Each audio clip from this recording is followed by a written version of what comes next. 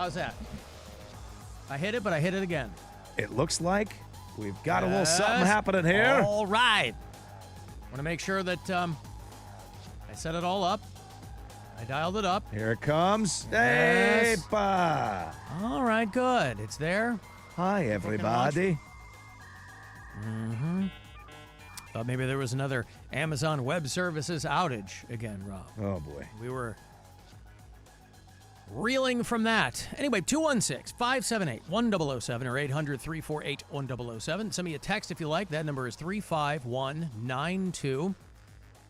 You can email me at alancoxshow.com. And what else? Oh, the iHeartRadio app. By the way, you know, this show shows up wherever people get podcasts. We point them to the iHeartRadio app because it's free.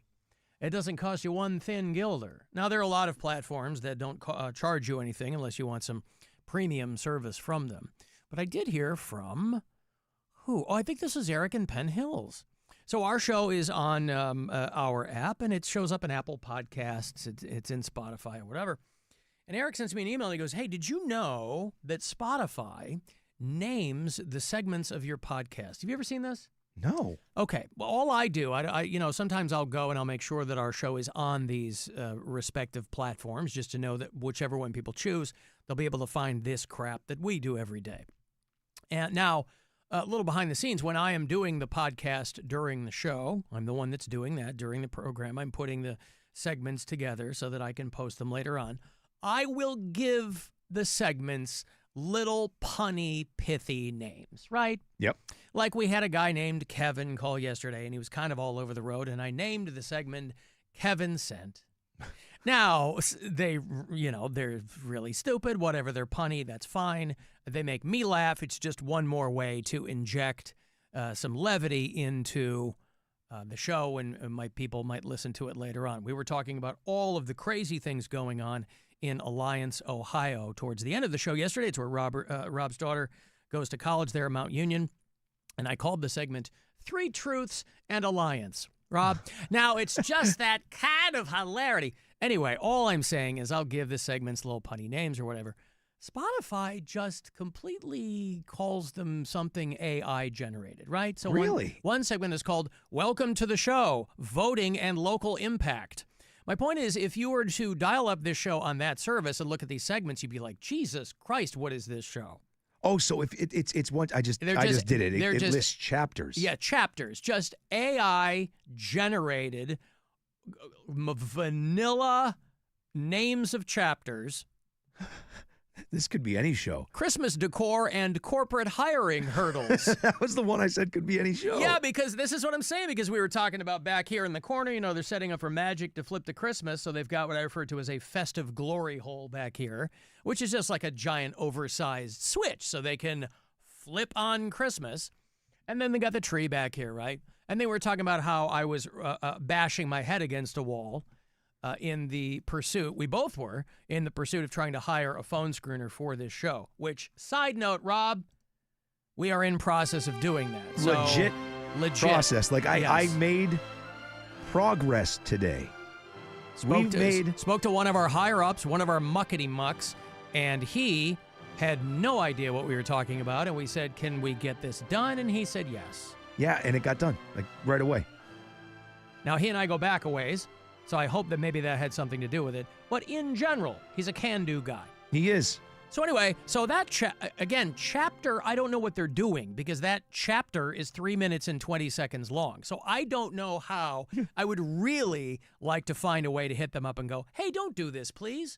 Because that chapter, 3 minutes and 20 seconds. Yeah, I don't know. The next one. No, actually, I think that's the counter. Sorry. That's not the length of the segment. That's the counter on the show. So, the other one is called AI Poetry and a first-time excavator caller.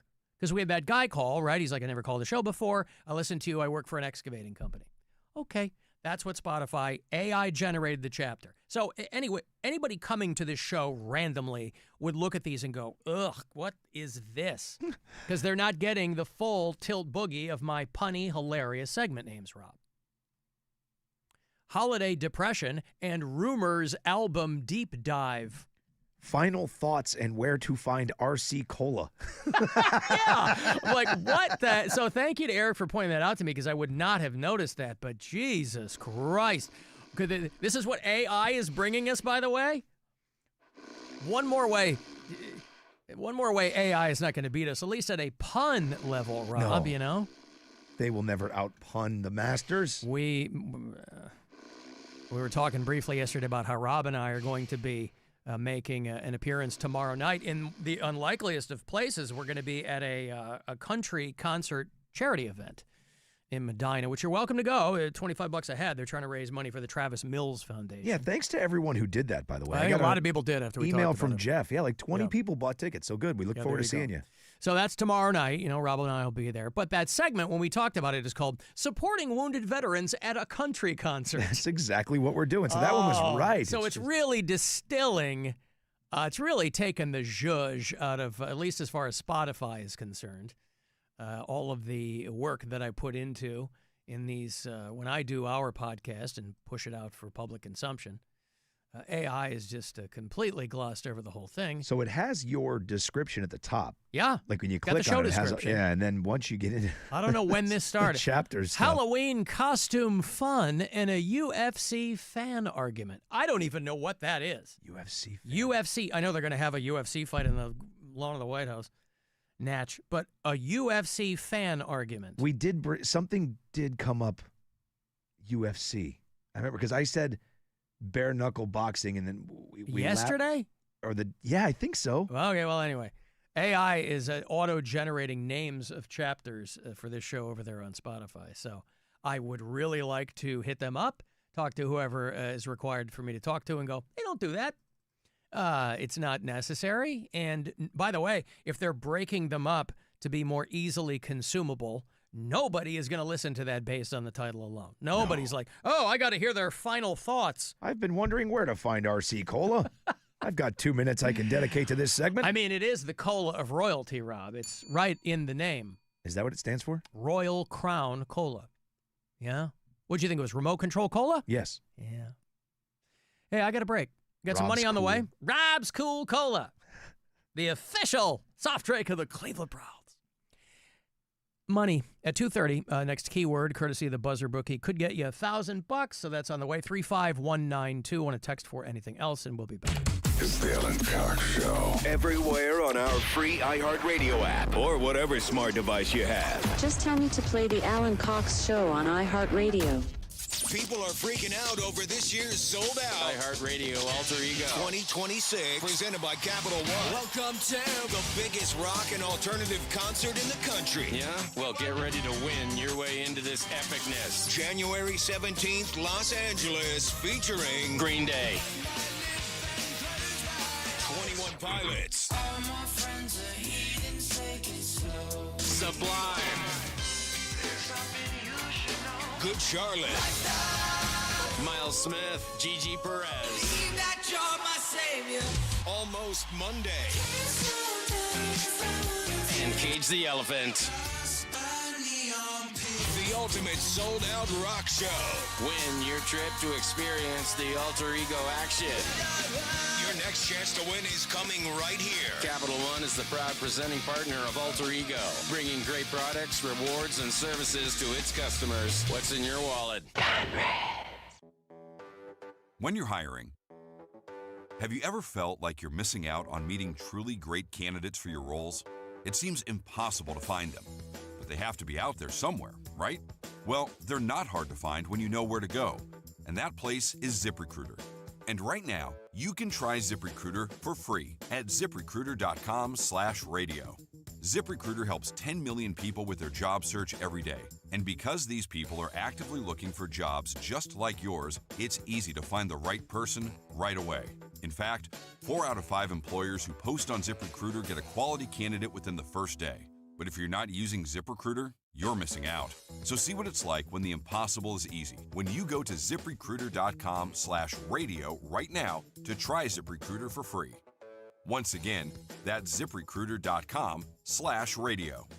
ZipRecruiter.com/radio. Never miss out on great candidates with ZipRecruiter. This is the story of the one. As a custodial supervisor at a high school, he knows that during cold and flu season, germs spread fast. It's why he partners with Grainger to stay fully stocked on the products and supplies he needs, from tissues to disinfectants to floor scrubbers. All so that he can help students, staff, and teachers stay healthy and focused. Call 1-800-GRAINGER, click Grainger.com, or just stop by. Grainger, for the ones who get it done. 0, 0, 0 is all it takes at Ken Ganley Kia.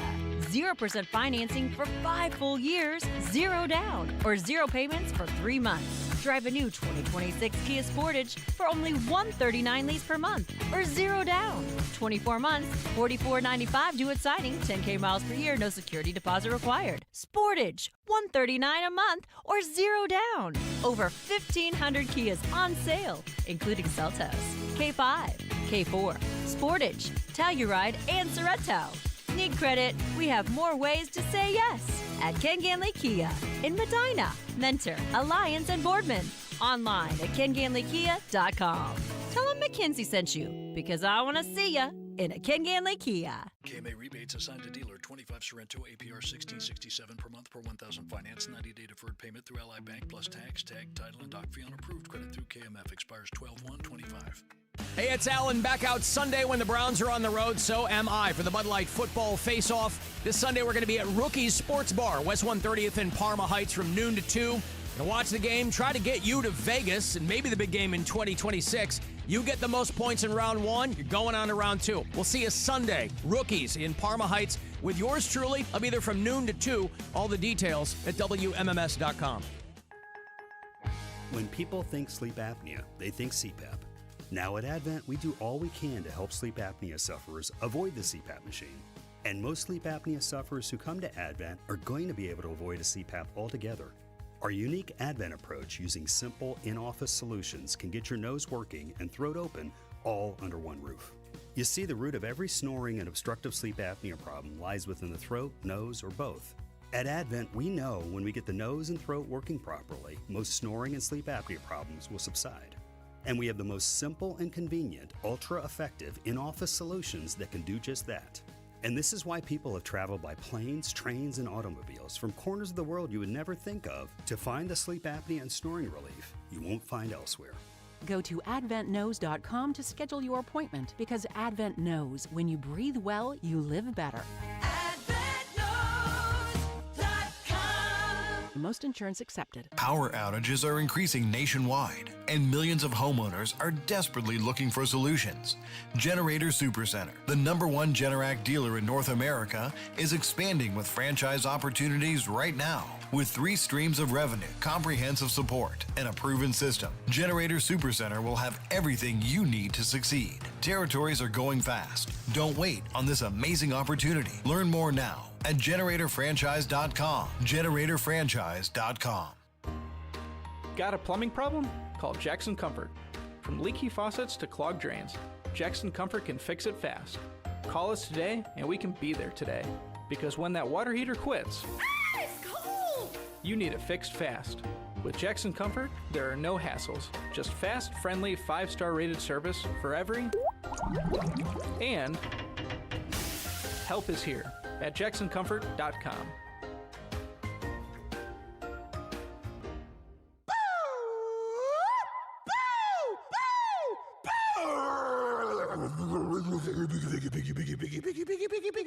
Rosie? This hog call was performed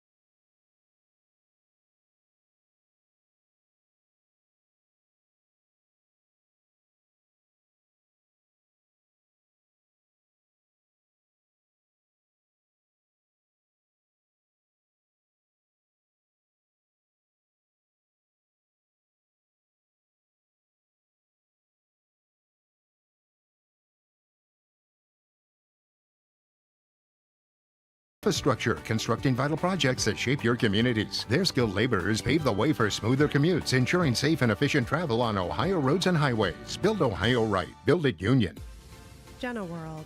Jenna Jameson, Vivid Video, and The Valley is a new podcast about the history of the adult film industry. I'm Molly Lambert, and I'll be your tour guide on a wild trip through adult films.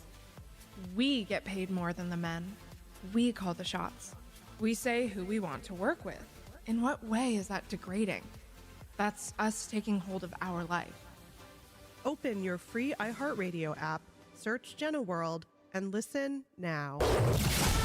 Brain dead entertainment throughout history. The Cup and Ball, the Yo-Yo, Pong, the Alan Cox Show. On 100.7 WMMS. I got money for in about 10 minutes. That next keyword, courtesy of the Buzzard Bookie, could put $1,000 in your pocket. But by the way, I always know that the audience will catch me up when my mind is turned to applesauce. We're talking top of the show about the podcast being rendered in AI-generated chapters over there on Spotify, and I couldn't remember. One of them said UFC argument. And everybody started blowing me up. It was when that guy started arguing with me at the Halloween party. Oh, that's right. Yes. He's like, I don't know who you thought you saw, but it wasn't Conor McGregor. I'm like, bro, I was right there. What are you talking about? And so thank you, everybody who reminded me. I know that when I can't remember. And did you happen to catch the name of the Jenna Jameson podcast? World of Jenna. World of Jenna. Wouldn't you think you'd go with like Jenna Tells? Well, the line that jumped out at me was, we call the shots. Yeah. Do you? Listen, good for you. How do you not use Jenna Tells? Jenna Tells. Because is it her? She's not She's the in host it. of the podcast. Yeah, I no, think no. so. That girl is the girl who doesn't do porn is the host of the podcast. And I'll walk you through. Yeah, I want to listen to you for an hour. I thought Jenna Jameson was in it. Well, I think it's probably stories and anecdotes from her, but they have this girl hosting it. Then I even think better. she's doing, yeah. Jenna Tells. Jenna Tells. That is fantastic. Now, let's see how Spotify flattens that out, Rob, for today's show. They can't write that out. Oh, my God. Pornography question and, yeah. Jenna Tells. Right. Hello, who's this?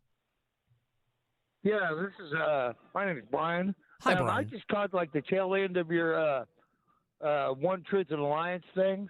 Two Truths. You said, yeah, Two Truths and Alliance. Yes, sir. You said something about a rock star lived in Alliance? I said who? I'm sorry?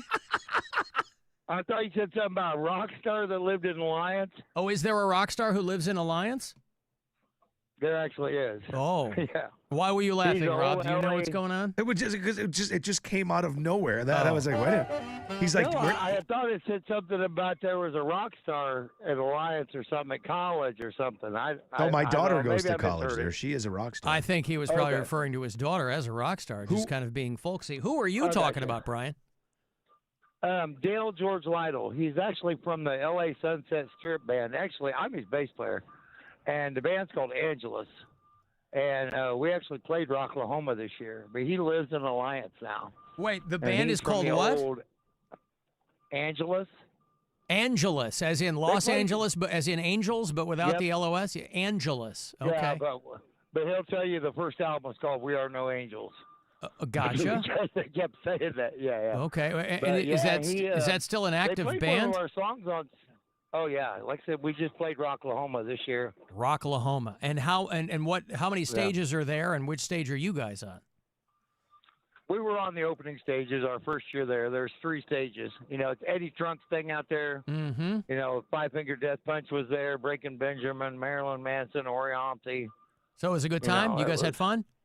Yeah, it was a really good time. All right, good. So yeah, I misunderstood. I thought you said something about Rockstar Alliance, and I'm like, are they talking about Dale?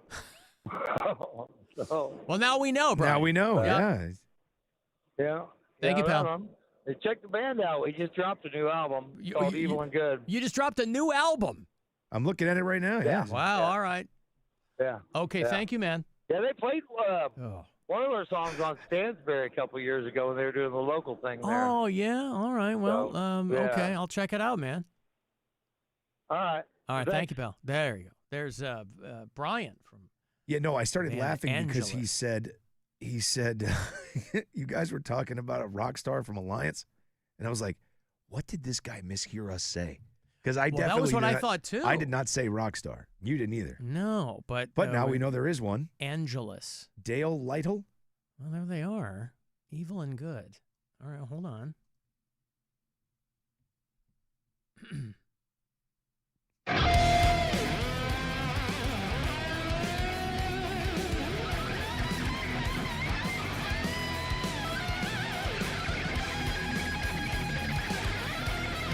I mean, it's a lot just from the There's a lot jump. going right? on.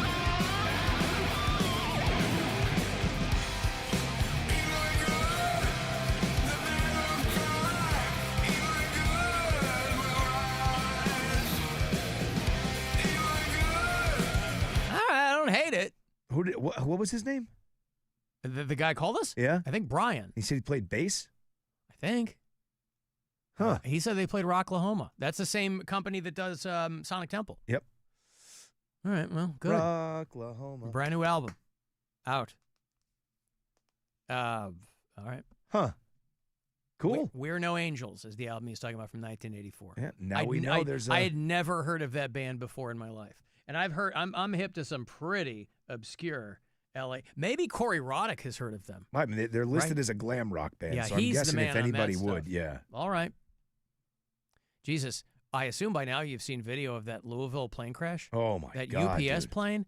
That I thought that it took off and then crashed right after. No.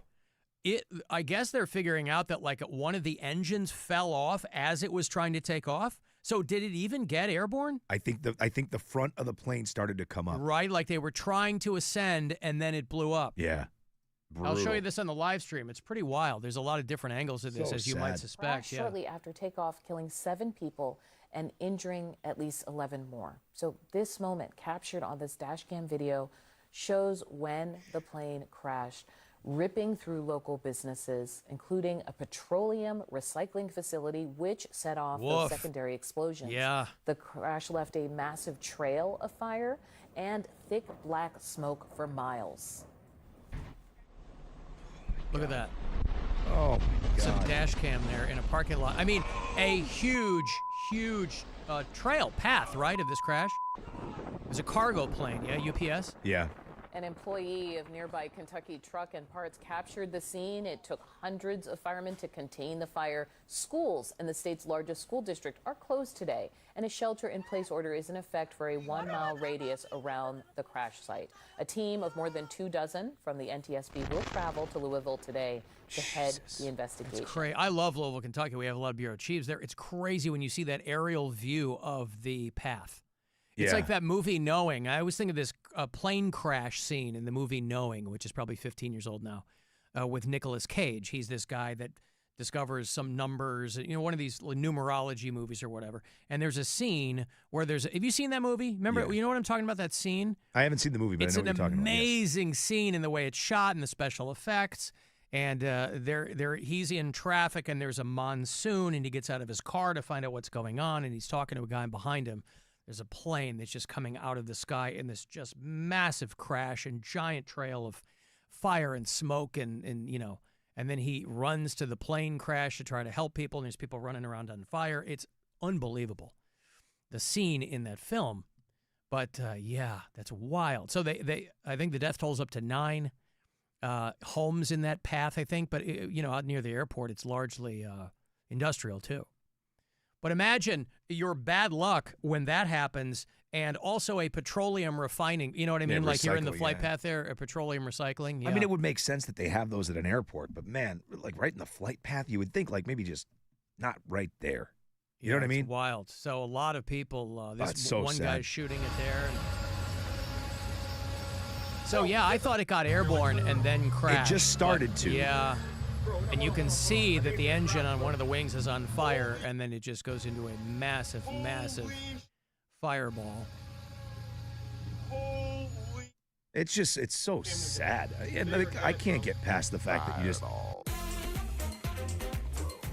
Can't watching. Get past what? Just we can't get past the fact you're just watching people die right there. Like every time they show those videos, that's all I can think is those poor pilots. They're just guy's just doing his job. Last flight of the day, wants to go Cargo home. plane, yeah, it's bananas. And those are like the dream jobs for people too. Like when you're pilots, you know what I mean? Like those, they're just like you're flying cargo. You're not dicking around with people. You're in. You know what I mean? And then that blows. It's so sad. What are the pros and cons of being an airline pilot versus a cargo pilot? That's a question that a lot of pilots will have. But I would think that the job's the same, right? I mean, mechanically, on the one side, obviously, you're not dealing with the public. Yeah, cargo can't complain. Right. And a passenger plane can explode as easily as a cargo plane. Oh, for sure. Again, this just sounds like a really mundane explanation, that when you see that one guy's video of it getting its nose up, something is clearly on fire already. Yeah. I think NTSB has already come to a couple of conclusions that the thing was like starting to fall apart as it was getting into the sky. So are there black boxes on the cargo? Are there black boxes on the cargo planes? Yes, sir. There are. Yeah. And so they'll dig into that and then figure out what happened. Huh. All right. Well, all right. We have a lot of inappropriate. We have a lot of bureau chiefs there in Louisville. I got $1,000 right here for you if you are ready to put some money in your pocket. I hope that you do, courtesy of the Buzzer Bookie. First of 4 keywords that you'll get this afternoon, so good luck. This is your chance to bet with the Buzzard Bookie and win $1,000 now. Enter this nationwide keyword at WMMS.com. Money. That's money. Enter it now at WMMS.com. Hey, Rob, Anthony, if that's your real name. I was the guy who met Misney over the weekend, and I'm catching up on the show. I heard you doubting my story. I never would have had the balls to ask Misney to stop what he was doing and record a video for me. I simply said, hey, heard you on Alan Cox recently. We love you. My daughter loves your ads. And he then responded with, here's what we're going to do. And he told me how to film him, and he had his spiel and made the video. I never would have asked him that. I just thought we'd say hi and then walk away. He stopped and talked to us. That was the whole point of my message, is that he was so nice. So how dare you? Don't ever besmirch me or Misney again, or you know what he'll do. All right, see you later. Yeah, you know what he'll do, Rob. Yeah, I was just, I was more breaking balls. But, He calls back to let us know. But I appreciate that. That's, you know what? That's backing yourself up. Yeah. I like that. Tim Misney, he'll make you pay. He's no Lindy Korn. Have you been groped at work? Call the law office of Lindy Korn. Yeah, have you been groped at work? Have you Twice been today. Uh-huh. Have you been called a cheap Jew at work? No. Call the law office of Lindy Korn. What if you were called? Obviously, Lindy Korn is a Jewish woman. That is of particular importance to her. If someone comes in with a workplace complaint that they were made some anti-Semitic remark. Is it, because obviously that's a stereotype that people play on, is it equally as offensive if she goes, were you called, let's see, what were were you called a generous Jew at work? Would that be, to her, I wonder, legally, would somebody come in with that kind of complaint? Yeah, I think. You think so? I think so. Okay. I think so. Lindy, hi. I was not called that. I was called a magnanimous and generous Jew at work. Well, what's your problem? Well, I'm not Jewish. Do you mind the magnanimous part? No. Okay, I don't know if we have a case here. Anyway, Tim Misney, yes, he will make you pay. Just not. And by the way, I do that all the time, Rob. This guy goes, I was not about to ask him to stop what he was doing. But I do that all the time, right? If there's somebody I want to meet, and it doesn't happen often, I will do it. I will say, stop what you're doing, because I'm about to ruin the image and the style that you're used to. And then they look at me and they don't know what I'm doing and they walk away. But the interaction is meaningful, and that's what I'm interested in. What you don't want to do is pay in cash. Not if you're with a Gen Zer. These damn kids, they think cash, cash used to be king, Rob. To a lot of people, it still is, If you're running fentanyl, I won't lie to you, cash is still king. Gen Z thinks cash is cringe. If you're still using cash, according to the kids, you're out of touch. Now, you are very much in touch with paper money, but they think that using cash is no bueno. Now, not because I'm super cool. I never have cash on me anymore. Couldn't tell you the last time I had cash on me. But sometimes you will find yourself in a situation where they want cash tips, right? And so then I got to go, God damn it. I don't have any cash on me. Or, if I'm getting a pedicure, let's say, Rob, get those on the regular. And a lot of times they want cash tips. Some places they'll have their little Venmo code. I'm happy to do that. But the kids, the Gen Z kids, Rob, if you're whipping out cash, cringe city, baby. You don't want that. You want to be Apple paying everybody. So I don't know. I don't ever have cash on me. I'm never in a situation where I'm like, well, let me see. I got, and by the way, if I find myself with a random handful of singles, that's going to be homeless money because it's right out here on Euclid Avenue. And I can't, I will walk around. I think the last time I had cash in my pocket, probably a good couple of months ago, and I walked around for 2 weeks with this money in my pocket because I'm not using it. So if it's, small bills, how, Rob, normally how I'll walk around with a bunch of hundreds? Yeah, oh yeah, that's, yeah. This time I only had a handful of singles. That's going to be homeless guy money. Or homeless lady money because I look generous and I've gotten it out of my pocket. It's a win-win, right? They get a couple of bucks and I'm not walking around with cash anymore. But I mean, I used to have friends way back in the day who would cash their paychecks and walk around with the cash so they knew exactly how much money they were spending so that they would not overspend or anything like that. That was always easier for me to overspend, honestly, if I had cash. Easier to overspend if you've got the cash. Yeah, because I would, now I just do what I want. But if I felt like if I had a pocket full of cash, I was like, oh, all right, I've got more. Mm-hmm. And then you're like, oh, that's the last 20. I was watching. Are you familiar with a football player named Matt Khalil? He was married. No, that's Khalil Mack, right? Matt Khalil is a football player for the Minnesota Vikings, and his now ex-wife. He was married to a model. Haley Khalil was her married name, and she was on some podcast or something. And they were talking about why they got divorced. He's a big guy. He's a football player. And I completely misunderstood what she was saying. She's talking to some dude. I don't know what this podcast is, but the word dead ass gets thrown around a lot, so it ain't for me. Nevertheless, she was intimating. She puts her arm out and then throws her arm down. And I thought she meant, because she said they had intimacy issues or something like that, and she's like, we tried therapy and all this kind of stuff. I thought she meant he couldn't get it up. When she flopped her arm down, I thought she meant he couldn't get it up. Just saying he's got a hammer. Yes. And I was like, oh, this guy would be so pissed if I was him because she's like, we got divorced because we couldn't get it up. He had a hog. Oh, he's a huge knee knocker. Yes. Good for him. She said it was like 2 Coke cans. Oh, could you imagine? Which, I mean, again, don't you know that before you get married? What are you, Mormon? Maybe she thought she'd get used to it. Over time. But you can. Babies come out of there. You can take a couple of Coke cans. Well, I mean, dead ass for our whole marriage. Dead ass. That's her quote. She's like, we looked up. She said she even looked up lipo procedure for that part of the body. He would have divorced her then. Hey, could you make that smaller? Yeah, let me do that. So when you're out the door, I got a number 2 pencil for the next girl. Let's do that. No, I thought that she meant he couldn't get it up, and I was like, this guy's going to be pissed. No, he had a kickstand. Yeah, she's doing him such a favor on the backside of that divorce. But guy's also, loaded, football player, money in the bank, and a hammer. And she is a model, so she's pretty slight. She's not a plus-size model. Wasn't walking right for weeks at a time. Right. And this was a few years ago. He has since remarried another model who I have to infer is much more accommodating than his ex-wife.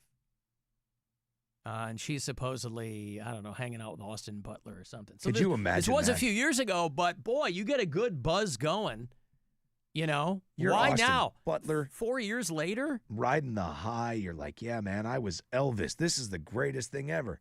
And then this podcast comes out. Your girlfriend's talking about a 2 Coke can hammer on her ex-husband. Yeah. Oh, it's got to suck. Because then she's got to do all that. Well, they did get divorced. So you were just fine, Yeah. Austin. You're Well, good, It too. sounds like it sounds like he is. You're just fine. She didn't want the other guys. That's why the irreconcilable differences. Ye old irreconcilable differences. But she's like, that was part of it. But again, I'm like, you'd have to know that beforehand. It's not like you were saving yourself for your wedding night. There's no indication of that. So that might be a situation in which she's not lying when she goes, I'm so glad yours is smaller. Because she didn't but want again, the last you never want to hear that. You never do. I'm so glad yours is smaller is just not a sentence any guy has ever wanted to hear. No, but you got to remind yourself, it's in context. In the context of her 2 Coke can. Now. Doesn't matter. What if she meant those pony cans? She didn't. Okay. She meant standard cans. I'd be happy with a couple of pony cans. You could handle a couple of pony cans if you're her, yeah. But, I'd be happy with a pony can. Mm-hmm. Hey, I'm going to take a break. 35192. Want to send a text. I will have AC/DC tickets for you closer to 310. By the way, if you're trying to get your mitts on those are not on sale until Friday morning. We're going to send you to Columbus to see them at the Ohio Stadium next summer. This is the Alan Cox Show on 100.7 WMMS. Rover's Morning Glory. Christina says, it's amazing how you diss everyone as being stupid, but you don't know what 10%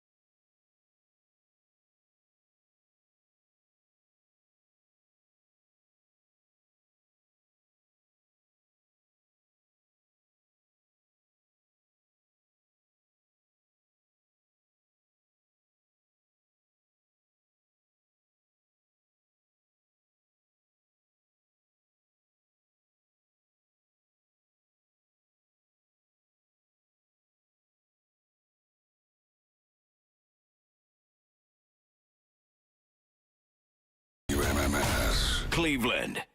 Call the Alan Cox Show. It's called the cellular phone, and it's being heralded as a revolution in technology. 216-578-1007 or 1-800-348-1007.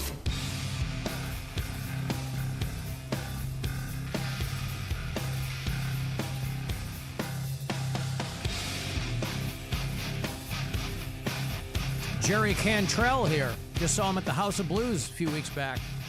Always awesome. Going to be performing with Soundgarden Saturday night, the Rock and Roll Hall of Fame induction ceremony there in L.A. Taylor Momsen from the Pretty Reckless is going to be replacing Chris Cornell, or I should say filling in for Chris Cornell. Who could really replace Chris Cornell? Anyway, her band Pretty Reckless is still opening the next leg of the AC/DC Power Up Tour.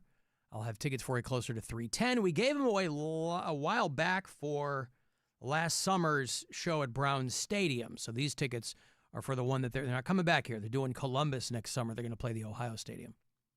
So those are on sale Friday morning, 10 o'clock. We'll have them for you today and tomorrow. And I guess we're out on Friday, aren't we? We are, yeah.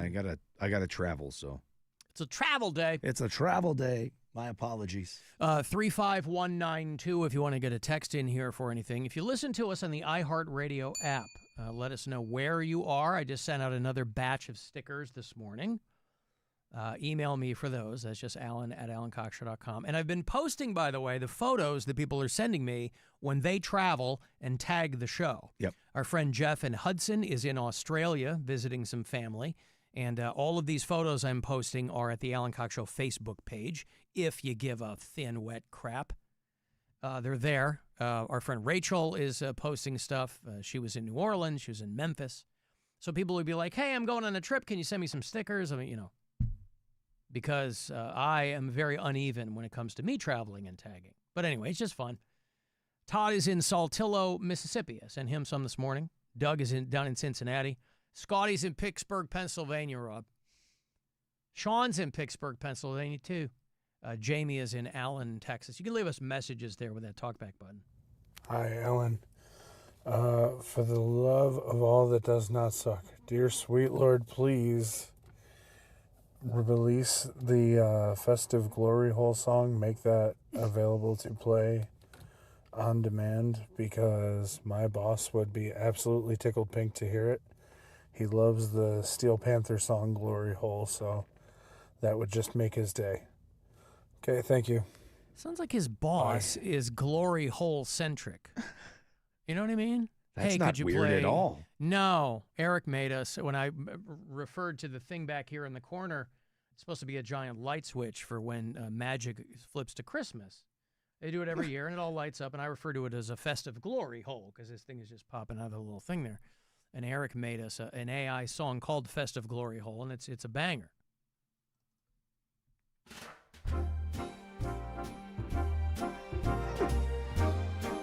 Should give this to Mark for Friday.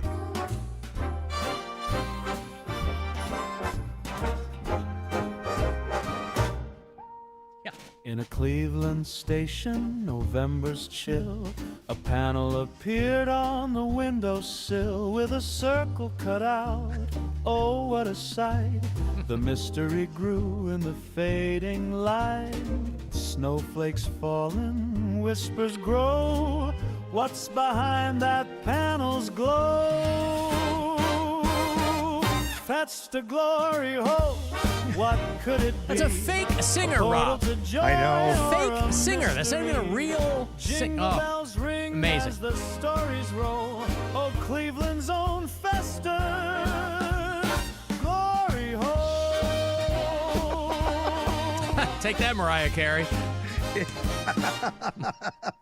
The DJ said it's just decor, but rumors flew through every floor.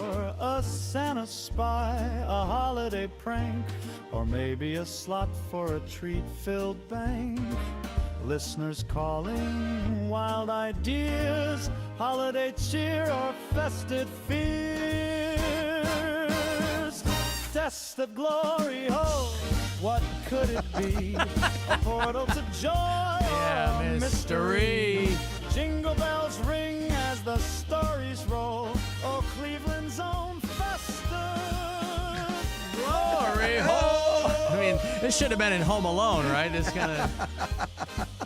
Now, of course, I don't want to prank or troll any of our colleagues, so I would never tell people to call Mark Nolan next week and request Festive Glory Hole. I don't over there think when you'll they have to. Flip to Christmas. I think he's going to do it anyway.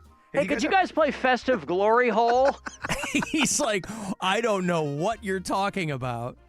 I love the big ending of Glory Festive Hole. Glory Hole. Festive glory, oh, what could it be? A portal to joy or a mystery? Jingle bells ring as the stories roll. Oh, Cleveland's own festive glory hole. Yeah. Anyway, Feliz Navidad, everyone. We're getting on stealing their thunder, as it were. Oh, then the breakdown. There's a little whistle breakdown, you know. This is the part in the claymation movie when the Yes. Burl Ives comes out and he's dancing around as a snowman. Yeah. Oh, it picks back up. Okay. Joy or a mystery? Jingle bells ring as the stories roll. Oh, Cleveland's own festive glory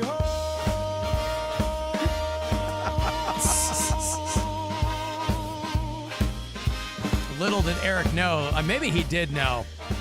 Little did he know that he was creating a modern Christmas classic for us. Oh, that's great. I was hoping it would go dink, dink, dink, dink at the end. Yeah, Festive Glory Hole. All right. So anyway, I will send that to people. I'll run it off, and I'll send it to people who email me and ask for a Festive Glory Hole. And again, thank you to Eric out there in Penn Hills, who is in quite a bit of constant contact with the show. He joined us on Captain Fun's Floating Fandango, and he's a sharp dude, so he's always good for a larf. Between that and Rob Hates Ducks, it's been a good couple of weeks for these AI songs. I've had people ask if I could send that to them. I'll send that to them, too. I'll send them Rob Hates Ducks. I'll run these off and send them to them. That song is so good. Like, I played it for my girls, and they're like, did someone really send that in? I was like, yeah. They took the time to go through AI. And again, anybody can churn out a song really quickly, but whoever did, it was Eric that did that one, too? Yeah, some people, no, Jeremiah take did your Rob time Hates with Ducks. it, man. Like, yeah, they're some good. people really know how to massage it and make it into something you want. Rather, like when I do it, it's very remedial. You know what I mean? I'll take like 30 seconds, I'll write a handful of lyrics, I'll tell it what style of music, and it'll just spit something out. Hey, Rob hates ducks. They quack all day, that sucks. Hey, Rob hates ducks. They quack all day, that sucks. He said, yo, my neighbors got ducks. They be quacking all day, bro. I think I had enough. And every time I sleep, they be quacking up a storm. Every time I leave, I mean, it is the vibe. You're just waiting for him to drop the N-word. Oh, yeah. And it never, you know what I mean? Nope. I hear the ducks going off. Hey, hey, all I hear is quack, quack, quack. Like a Donald Duck ad-lib. Quack, quack, quack. It's quack season, bitch. I'm on a quack attack. Duck dynasty in my backyard. That's a fact. Duck, duck, duck. Goose, quack, quack, quack, move. Hey, Rob, yeah. Ducks, they quack all day, that sucks. Yeah. Hey, Rob hates ducks. I like it's quack season, bitch. That's my favorite part. I'm on a quack attack. Bitch. Like that Kevin Gates show. But if you're here with somebody you love, put your hand over her heart and say, I love you, bitch. Love you, bitch. Every time I leave, I hear the ducks going off. Hey. Anyway, Rob Hates Ducks. I'm happy to send that to people, too. Maybe you have a loved one in your family named Rob, and you could play that song for them they'll be like, imagine you're at Christmas and one of our listeners they have a relative named Rob, and they just play that song, and the guy's like, what the hell is this? So I've no had, context at all. They're like, I happen to like ducks. I've had the neighbors send me a text. Are you really gonna sell your house? Because Are you the serious? Duck, yeah, not the duck neighbors, but other neighbors. Oh, I was gonna say, ooh. Are you seriously gonna put your house on the market? And I was like, yeah. Because the ducks? I was like, yeah. And you. And yeah. No. I obviously didn't say that. No, I know. But I'm just like, yeah, man, I'm over it. I'm over it. You know, I moved halfway across the country, sight unseen. I'm ready for a change. It's been 3 years. Time for something else. Yep. It was nice. Ducks, enjoy running that neighborhood for me. And hopefully whoever buys my house really loves ducks. Yeah, because Rob hates ducks, according to the song. So Rob hates ducks. Ducks. So, Bitch. yeah. Wow, they texted you. Yeah. Are you really leaving because of that? You're like, yeah, Yeah. I am. Yeah. Mhm. I sure am. Now, Rob, I don't want to be that guy, but, Rhode Island to Medina isn't halfway across the country. Okay. Far enough. I mean, if you had gone to I don't know, if you'd gone to Lincoln, Nebraska, right? That's more than halfway. It has to be, right? Colorado Springs, maybe Denver. That's probably more than halfway. That's way more than halfway. Well, halfway across the country. Let's see. Let me just drop a pin. Let's say Omaha, Nebraska. How about that? Would be the midway point? Yeah, I don't know what the epicenter of the contiguous United States are. Probably. It's still far as hell. I mean, I'm not... It's a 10-hour drive. It's no joke. It's no joke. Yeah, so what is that, like 700 miles, 800 miles? More than that. 622 miles. Is that what it is? Yeah. 622 miles. Yeah. Rob, didn't you hear me say I didn't want to be that guy? It's not necessarily halfway. I didn't want to be that guy. It's far enough. Cotton Ball's pointing out, accuracy department, Alan, you did have cash at the Kevin Gates show. That is true, but it fell from the sky. It was like manna from heaven. Somebody said to me the other day, they're like, Alan got into this argument once on the show about taking money, like if money falls out of a Brinks truck. Right. So how is that any different than him picking up two Because $10 bills and putting them in his pocket? They shot it into the crowd But with that like a wasn't t-shirt your gun. money, they said. What? That wasn't your money either. No, they pointed it at the audience. That's a terrible argument they're trying to make. I mean, I'm just saying. If a Brinks truck, which is someone else's money, it fell out of a truck onto they didn't shoot it out of the Brinks truck at people who were in oncoming traffic. They had a t-shirt gun firing cash into the crowd. It's still found money. But the intent is the point, right? Found money. I almost didn't find. I didn't know what the hell was going on. I thought it was flyers at first, and I looked down on the ground. There's money, and then I go, "Well, it's fake. Clearly, why would somebody be shooting real money?" And then a girl behind me's got two fistfuls. She's pushing people out of the way. Oh, dude, she dropped with the quickness. This girl couldn't even touch her toes, and she's down there getting all this money. So, like, good for you. Secure that bag. Alan, I was going to see AC/DC with one of my best friends in Cleveland last year, but he and his wife had triplets that same day, but I won your tickets yesterday. So we get our second chance. Right. Oh, good for you. I mean, it would have been a better story if you had the triplets, but okay. Alan, I don't give cash to the homeless because they'll use it for alcohol and drugs, and I need it for alcohol and drugs. See, I appreciate that. At least you're not making up one of these fakakta excuses for why people don't go, they'll just give it, they'll just use it for drugs. Yeah, you would too if you were living on the street. You'd want to get out of your brain as frequently as humanly possible.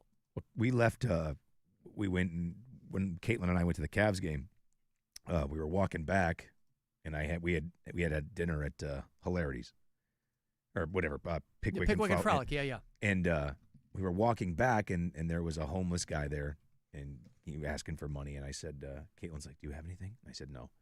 And I handed him our leftovers, and he went, no, thank you.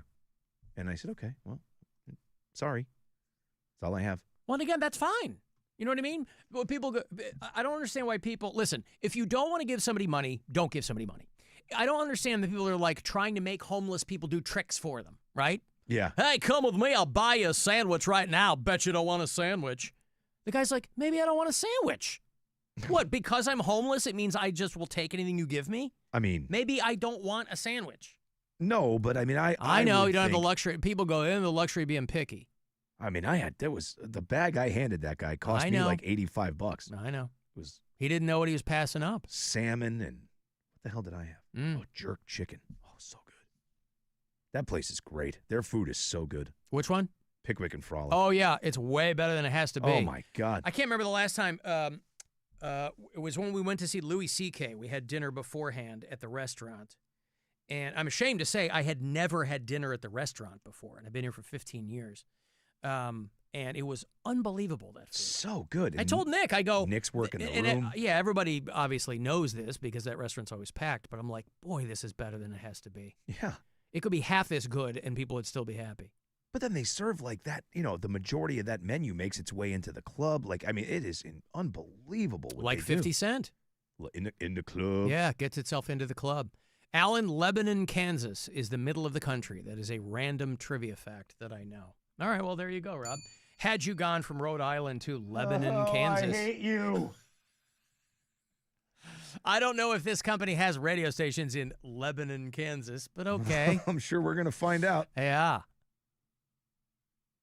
Alan, I laugh my ass off every time I hear that ad with the hog calling competition. Yeah, I don't know what that is. I've heard it like in like It's for an app. as I'm doing other things, I'll hear it, but I didn't know what it was for. Like you can be the new Hog-Tied Harry or something like that for this app. Okay. Like, yeah. Hog-Tied Harry. I don't know if that's what it is. Wow, but I something. hope it is. I really want it to be called that. And I did tell our big muckety-muck boss about the Mario Lopez commercial. Oh, yeah. I go, have you heard this yet? And he's like, no. And I said, oh, just listen to us. We play it like 15 times because it's hysterical. And I'm like, hey, it's Mario Lopez here, and we're back to school and kids, and sometimes you get trafficked. And he's like, you might end up in a box truck. right? He's like, are you serious? I'm like, yeah. Did you tell him that Mario called us? No. Yeah. Hey, Alan. Mario Lopez here. The holidays are just around the corner, and it's a wonderful time to spend time with family and friends and give thanks. But it's also the time of the year where most people commit suicide. So check on your friends and family, okay? Hate the show. This is Mario Lopez. Bye. I love it. He had to end with it, too. This is Mario Lopez. I like the commercial we're running for Tucker Carlson's tobacco company, and he goes, tobacco is an addictive substance, which you have to see legally in any advertisement. And he goes, thank goodness. God. Yeah, or fortunately, or something like that. Thank goodness. Well, listen, you make your own choices. Good for you. Speaking of choices. Hi, Ellen. Listening to the podcast from the other day where you guys are talking about people regretting their tattoos. And I'll give you an example. I have a classic millennial butterfly tramp stamp, and I deeply regret mine. Have looked up possibilities of getting it removed. And mostly because it's literally the size of a stamp on my back, and it looks ridiculous. So I regret that.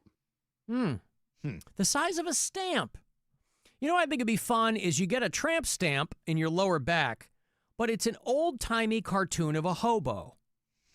Right? They used to call them tramps back in the day. That's why the lady is a tramp. They didn't mean that she was a slut. A skank. They right. meant that she she's all over the place, right? She's around. She's a bon vivant. That's why the lady is a tramp.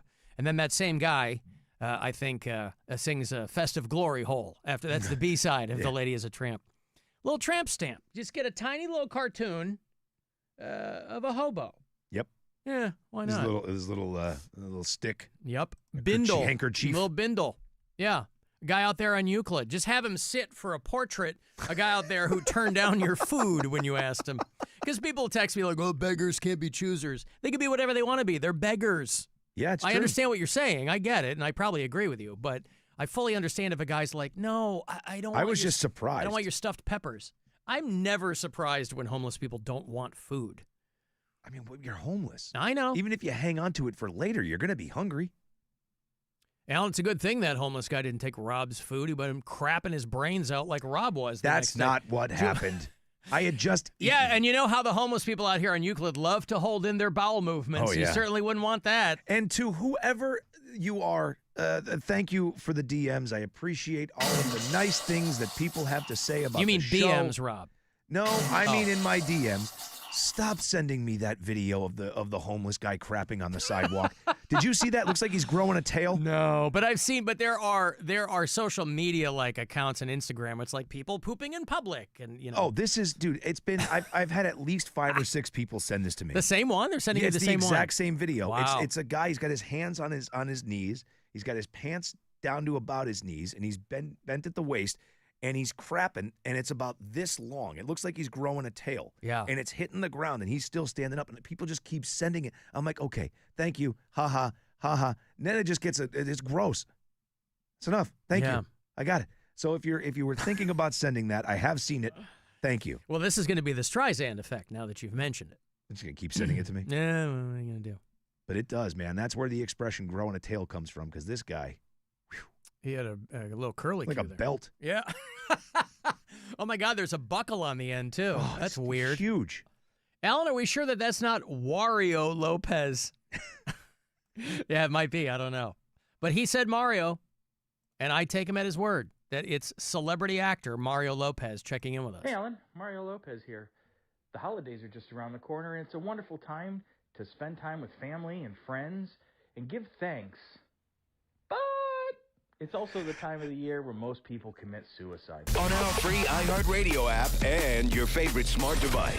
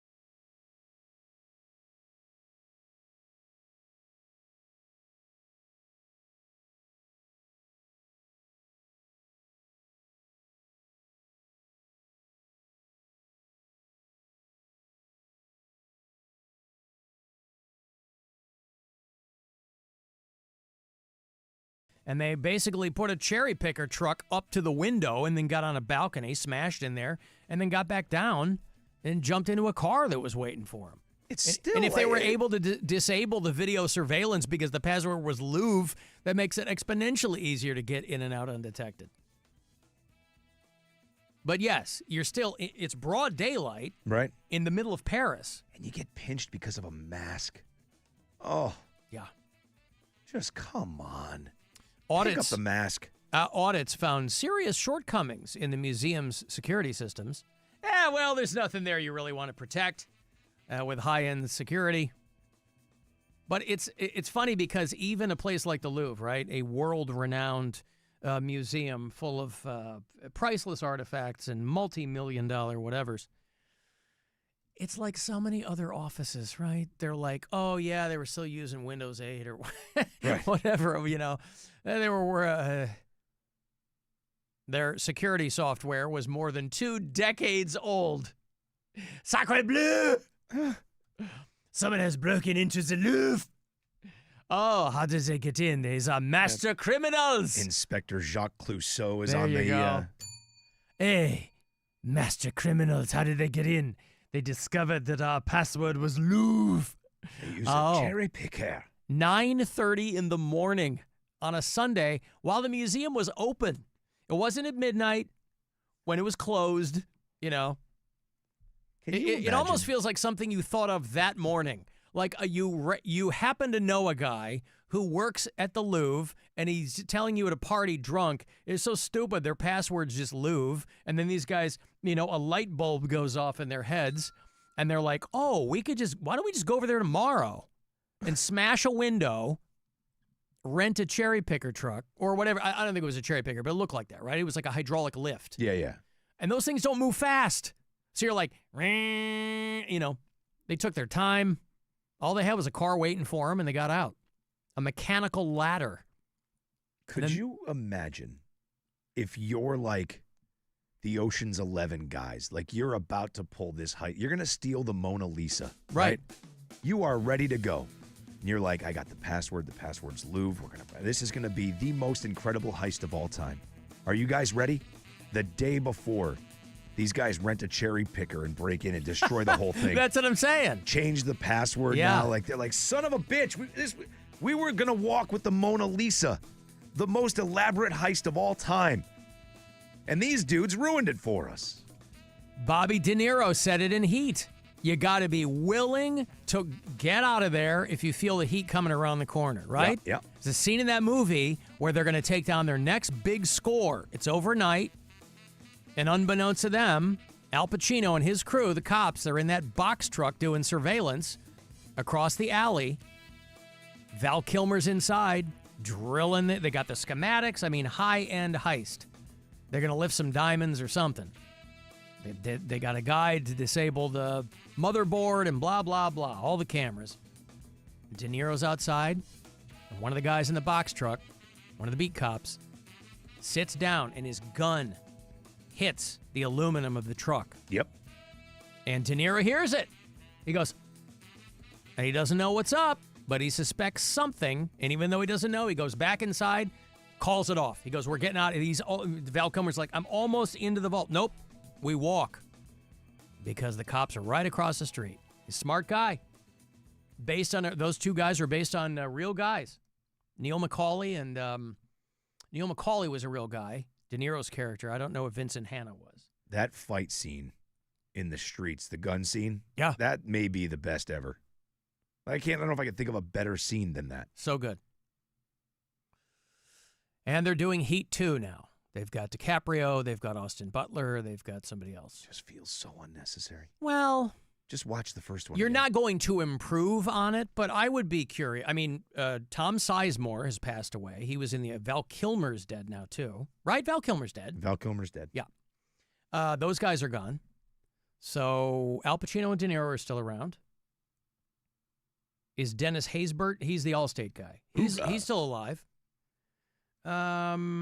Who else is in that movie? You had Tom Sizemore. You had Ted Levine, Buffalo Bill from Silence of the Lambs, from Parma Heights. He was one of the cops, but he gets killed. Wes Studi, he was in it. Michael T. Williamson. Great cast. So I'd watch Heat 2.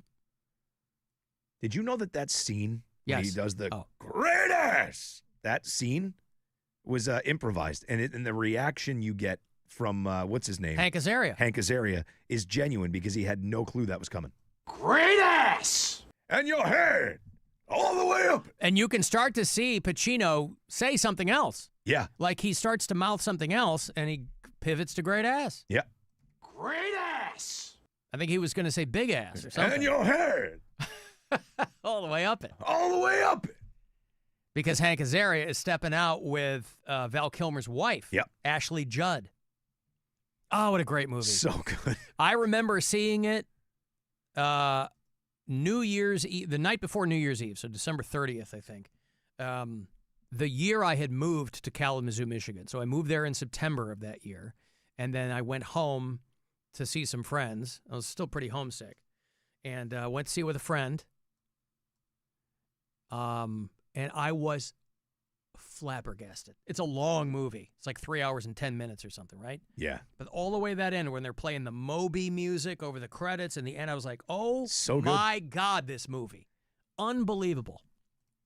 Yeah, he does. I guess he Top 5 movie to this day. I agree with you. I just went back and I got the scene up. It does look like he was about to say big ass, right? Yeah, I think so. Yep. And your hair. Got the scene? Yeah. Mm-hmm. All the way up. All the way up it. He's like, why'd I get mixed up with that bitch? Let me find here. And dried. That is it. Oh, shit. Whoop. Charlene Hairless. Nah, I can't do that. There's too much in there, right? It's just the, yeah. He's like, who? What He are you, an owl? It does the hands. She got a great ass. Got a great ass! And you got your head all the way up it! And Azaria's face, it's so funny because he's like, you can see, it's like, oh. He didn't know it was coming. Anyway, so the password to the video surveillance there at the Louvre was Louvre. And who can't identify with that? Every IT guy in the world who hears that is shaking his head dismissively. Here's $1,000. Next keyword. These come about 30 past the hour all day long. A couple of them left today, and then we'll start it again tomorrow. So I hope it works for you. Good luck.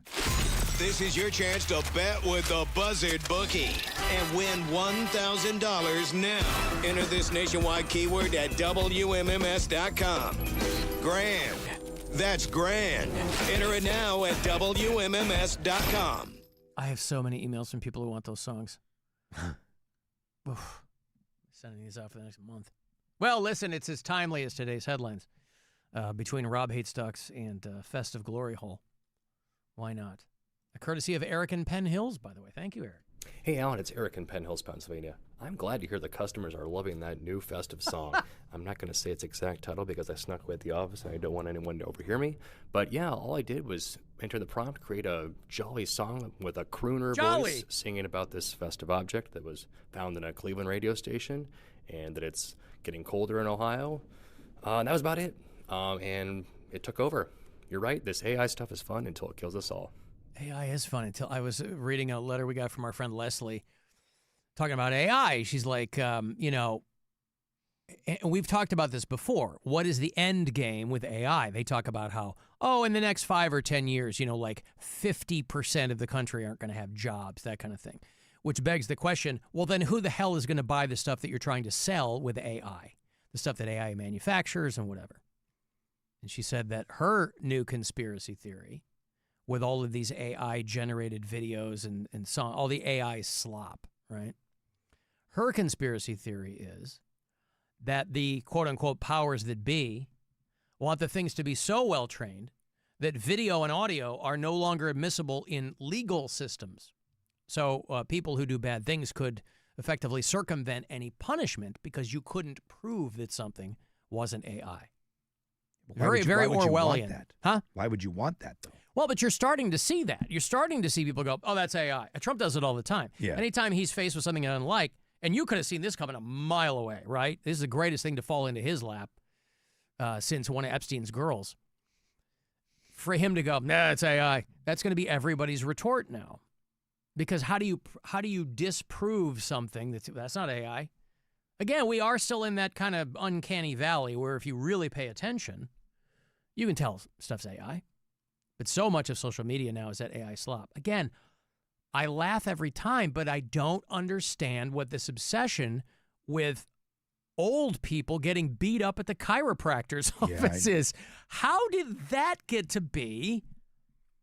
Unless it's just my algo feeding me that, but I have a feeling these things are a lot of people are seeing these. Oh, but now, yeah. Now it's in mine. You send it to me, and now I get them all the time, too. I mean, we can't be the only people seeing these. I'm curious what else I was looking at that fed me those, right? But there's this whole subgenre of AI slop going through this Sona site that is elderly people just getting beaten to a pulp by chiropractors, and getting thrown through walls and out windows, and getting their spines cracked in half, and inanimate objects too, like the one of the woman sitting in the stands and gets hit in the face with a soccer ball, and I mean it comes in hot too, like a million miles an hour.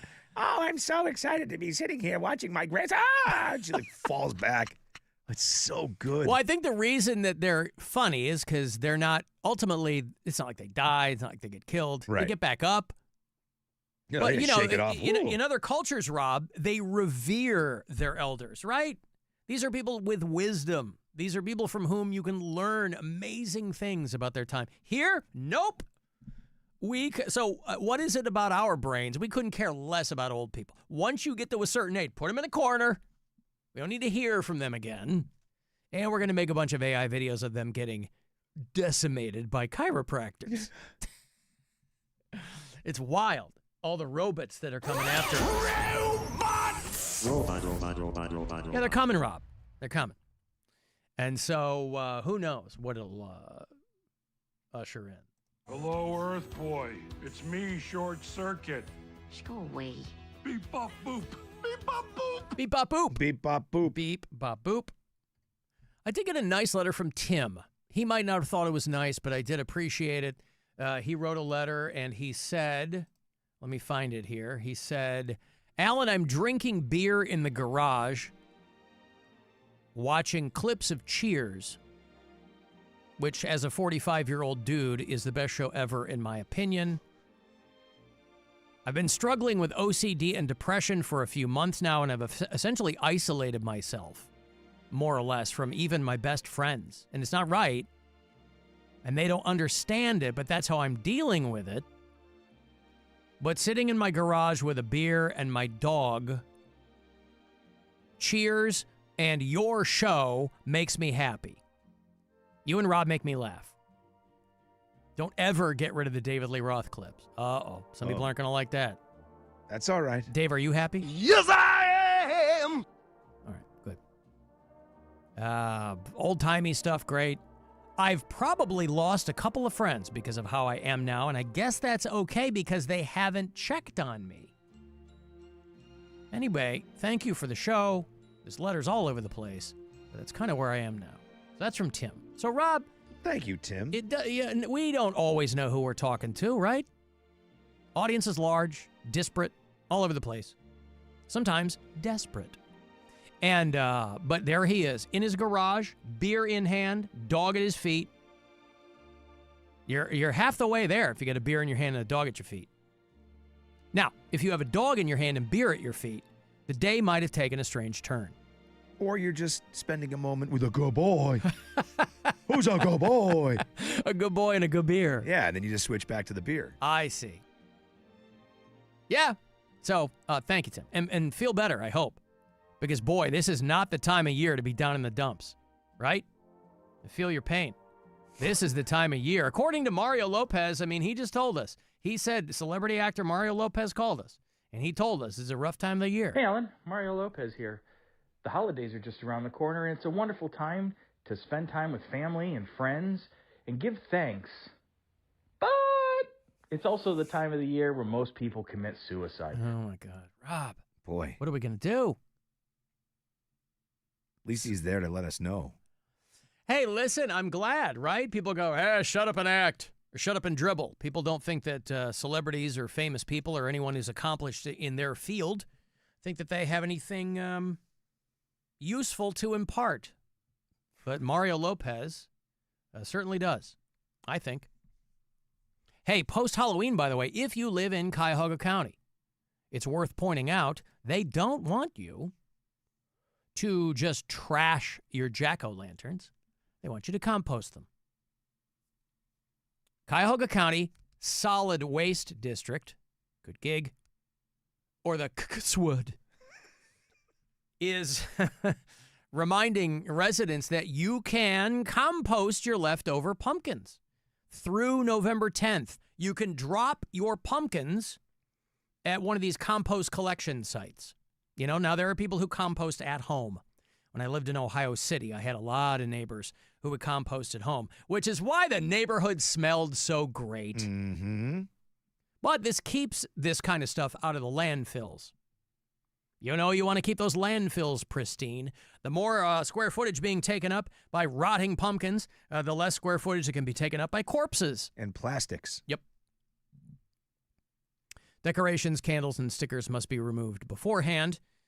And anything that's got and this is what cuts a lot of these out. Hey, anything that's painted or drawn on, they can't take. I'm like, okay, well, that's most Halloween pumpkins. That's such a pain in the ass. Why bother? Just throw it away. Yeah, well, this is eco-friendly, Rob. It's going to the same place. So you're going to tell me a rotting pumpkin in a landfill is any different than a rotting carton of eggs that didn't get used? I don't know. Don't shoot the message. So in Brecksville and Lakewood, Coffin Park and Lakewood, they do it. At Westlake Police Department takes them, and so the something to consider actually. Now you might realize that the Cuyahoga compost is one of the more difficult sex moves on UrbanDictionary.com. Don't even never want to know tried what it. that one is. Well, I'll tell you, Rob, since you asked, you need 3 used condoms turned inside out. And the soundtrack to the Terminator playing at full blast. Oh, so the actual the dun dun. Yes. Dun, dun, dun. Gun, Yeah. gun, gun, gun, gun. All right.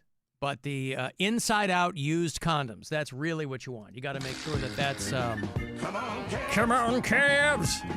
That's a segue if I ever heard one. Hey, we need a new Cavs song. How about Come On, Cavs? I like it. It's a good starting point. What else you got? I don't know. They got to make it happen. That is true. It's quite literal. They do have to make it happen. Now, by it, you mean winning? Yes. All right. Let me circle back to it. Let's go back to Come On, Cavs. Cavs take on the Toronto Raptors. They just lost to them, but when 1 week from tomorrow night, they will play them at the Rocket Arena. And you can be there. Cavs.com with all the details. Cavs Raptors. 2 tickets for you. If you are caller 10, good luck. 216-578-1007 or 800-348-1007. The Alan Cox Show on 100.7 WMMS. The Buzzard Bookie does not offer same-game parlays, live betting, bonus bets, futures, props, odds boost, teasers, or deposit match. The Buzzard Bookie does offer $1,000 9 times a day, every weekday. Yes. Oh, my God! Yes! I won $1,000. Oh, man. Get the action at 30 past the hour. Do not play responsibly. Listen with complete reckless abandon to 100.7 WMMS. Leaking water heater. Just call sales. Just call sales. All right, guys, I'm back out on Sunday when the Browns are on the road. So am I. Round 1 of the Bud Light Football Face-Off Tournament. You got a good arm? Come hang on Sunday. I'll be at Rookies, West 130th in Parma Heights. Be there from noon to 2. We're going to watch the game with football toss. You could get yourself to Vegas. Round 1 winner moves on to round 2 there in Vegas. And maybe get yourself to the big game in San Francisco in 2026. So I will see you on Sunday. Let's hang. Rookies, West 130th in Parma Heights from noon to 2. All the details at WMMS.com. This is the story of the one. As a maintenance supervisor at a manufacturing facility, he knows keeping the line up and running is a top priority.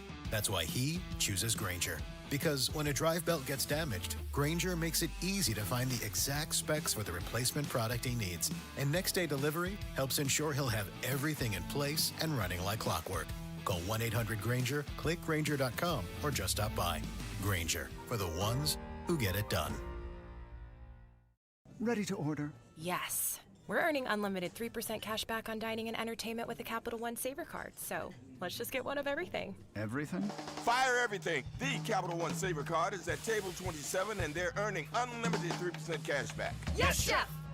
This is so nice. Had a feeling you'd want 3% cash back on dessert. Ooh, tiramisu. Earn unlimited 3% cash back on dining and entertainment with the Capital One Saver Card. Capital One, what's in your wallet? Terms apply. See CapitalOne.com for details. At Dick's Sporting Goods, we have always believed sport has the power to change lives. Community happens here. Change happens here. Sport happens here. Introducing the all-new Dick's House of Sport.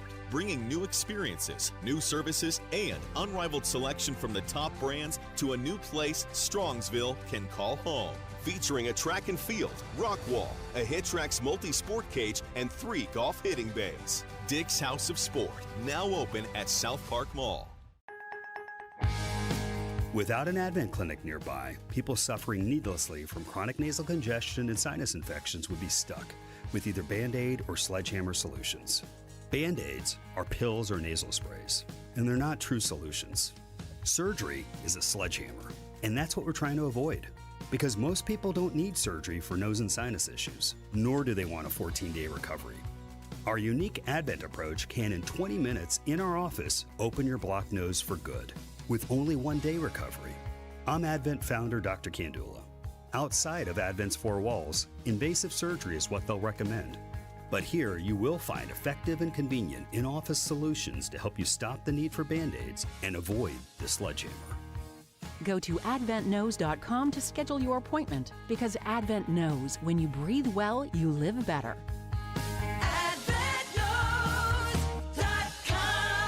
Most insurance accepted. Finding great candidates to hire can be like, well, trying to find a needle in a haystack. Sure, you can post your job to some job board, but then all you can do is hope the right person comes along, which is why you should try ZipRecruiter for free at ZipRecruiter.com/radio. ZipRecruiter doesn't depend on candidates finding you. It finds them for you. Its powerful technology identifies people with the right experience and actively invites them to apply to your job. You get qualified candidates fast. So while other companies might deliver a lot of hay, ZipRecruiter finds you what you're looking for. The needle in the haystack. See why 4 out of 5 employers who post a job on ZipRecruiter get a quality candidate within the first day. ZipRecruiter, the smartest way to hire. And right now, you can try ZipRecruiter for free. That's right, free at ZipRecruiter.com/radio. That's ZipRecruiter.com/radio. ZipRecruiter.com/radio. Thanksgiving is a time to come together, eat together, and share together. And Meijer is making it easier than ever to share more good. During the week of Thanksgiving, November 23rd through the 29th, when you buy Meijer brand Fredericks by Meijer, Purple Cow, or True Goodness Foods, our Simply Give program will provide a meal to help feed up to 4 million neighbors in need. It's the simple way to put the giving and Thanksgiving together. Exclusions apply. See Meijer.com for details. 1 meal equals 25 cents based on an average meal cost from select Meijer food pantry partners. Learn more at Meijer.com/aboutmeijer/community.html. Actual price will depend on product and subscription plan. Featured products are compounded drug products, which the FDA does not approve or verify for safety, effectiveness, or quality. Prescription products require an online consultation with a healthcare provider who will determine if appropriate. See website for details, restrictions, and important safety information. Want a boost in and out of the bedroom? Hims has you covered. Introducing a new 2-in-1 approach to level up your game. Tadalafil for better bedroom performance and zinc for testosterone support. Put it all together and you've got what you need to turn things all the way up. Getting started is simple. Just go to hims.com/radio to start your free online visit. Through Hims, you can access ED treatments including pills, chews, and more. 100% online. No office visits, no pharmacy lines. Just fill out a simple intake form and a licensed medical provider will determine if treatment's right for you. If prescribed, it ships free and discreetly to your door. Find affordable treatment options at up to 95% less than brand names at hims.com/radio. That's hims.com/radio. HIMS.com/RADIO. There's a party in your pocket. The free iHeartRadio app. Live radio, playlists for everything, and the most podcasts on the planet. And with one tapping, all become presets. Make sure the free iHeartRadio app is on your smartphone now. The #1 app for radio. iHeartRadio. Hey guys, it's Alan. Window Nation doing their end of year sale, which means this month, November, you save big, half off every window style, and you could get 0% financing for 5 years. Also ask them, how do I get a couple of tickets to a Cavs home game? They have those too. Window Nation, proven quality windows. So good you'll actually save money through lower utility bills year round. They're in at Casa Cox, I can tell you. They come with a lifetime warranty. Window Nation has an A+ rating from the Better Business Bureau. So don't miss out. 50% off and 0 interest for 5 years, but it ends soon. Go to windownation.com. Everybody poops, everybody pees. Mommy, will you call Mr. Rooter, please? 'Cause I gotta poop and I gotta pee. Only Mr. Rooter can clear the drain for me. Thank you, Mr. Rooter. Hi, everybody. When you have a plumbing or drain problem, the team at Mr. Rooter is ready for same-day service 7 days a week. Call Mr. Rooter Plumbing today and take advantage of our $95 drain cleaning special. We'll be there quick. Now hiring. Details at jobs.mrrooter.com. You better work. You're the best divorce lawyers in town. From executive producer Ryan Murphy. I tell my clients every day, marriage is just a trap. Let's light it on fire. Showtime, ladies. Starring Kim Kardashian, Naomi Watts, Niecy Nash Betts, Tiana Taylor, with Sarah Paulson and Glenn Close.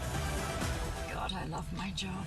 Hulu original series, All's Fair. Now streaming on Hulu and Hulu on Disney+. For bundle subscribers, terms apply.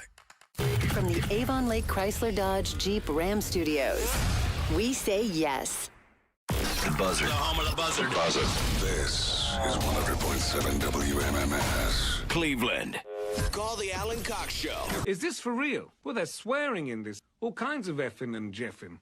Are you really allowed to broadcast this on the radio? 216-578-1007 or 1-800-348-1007.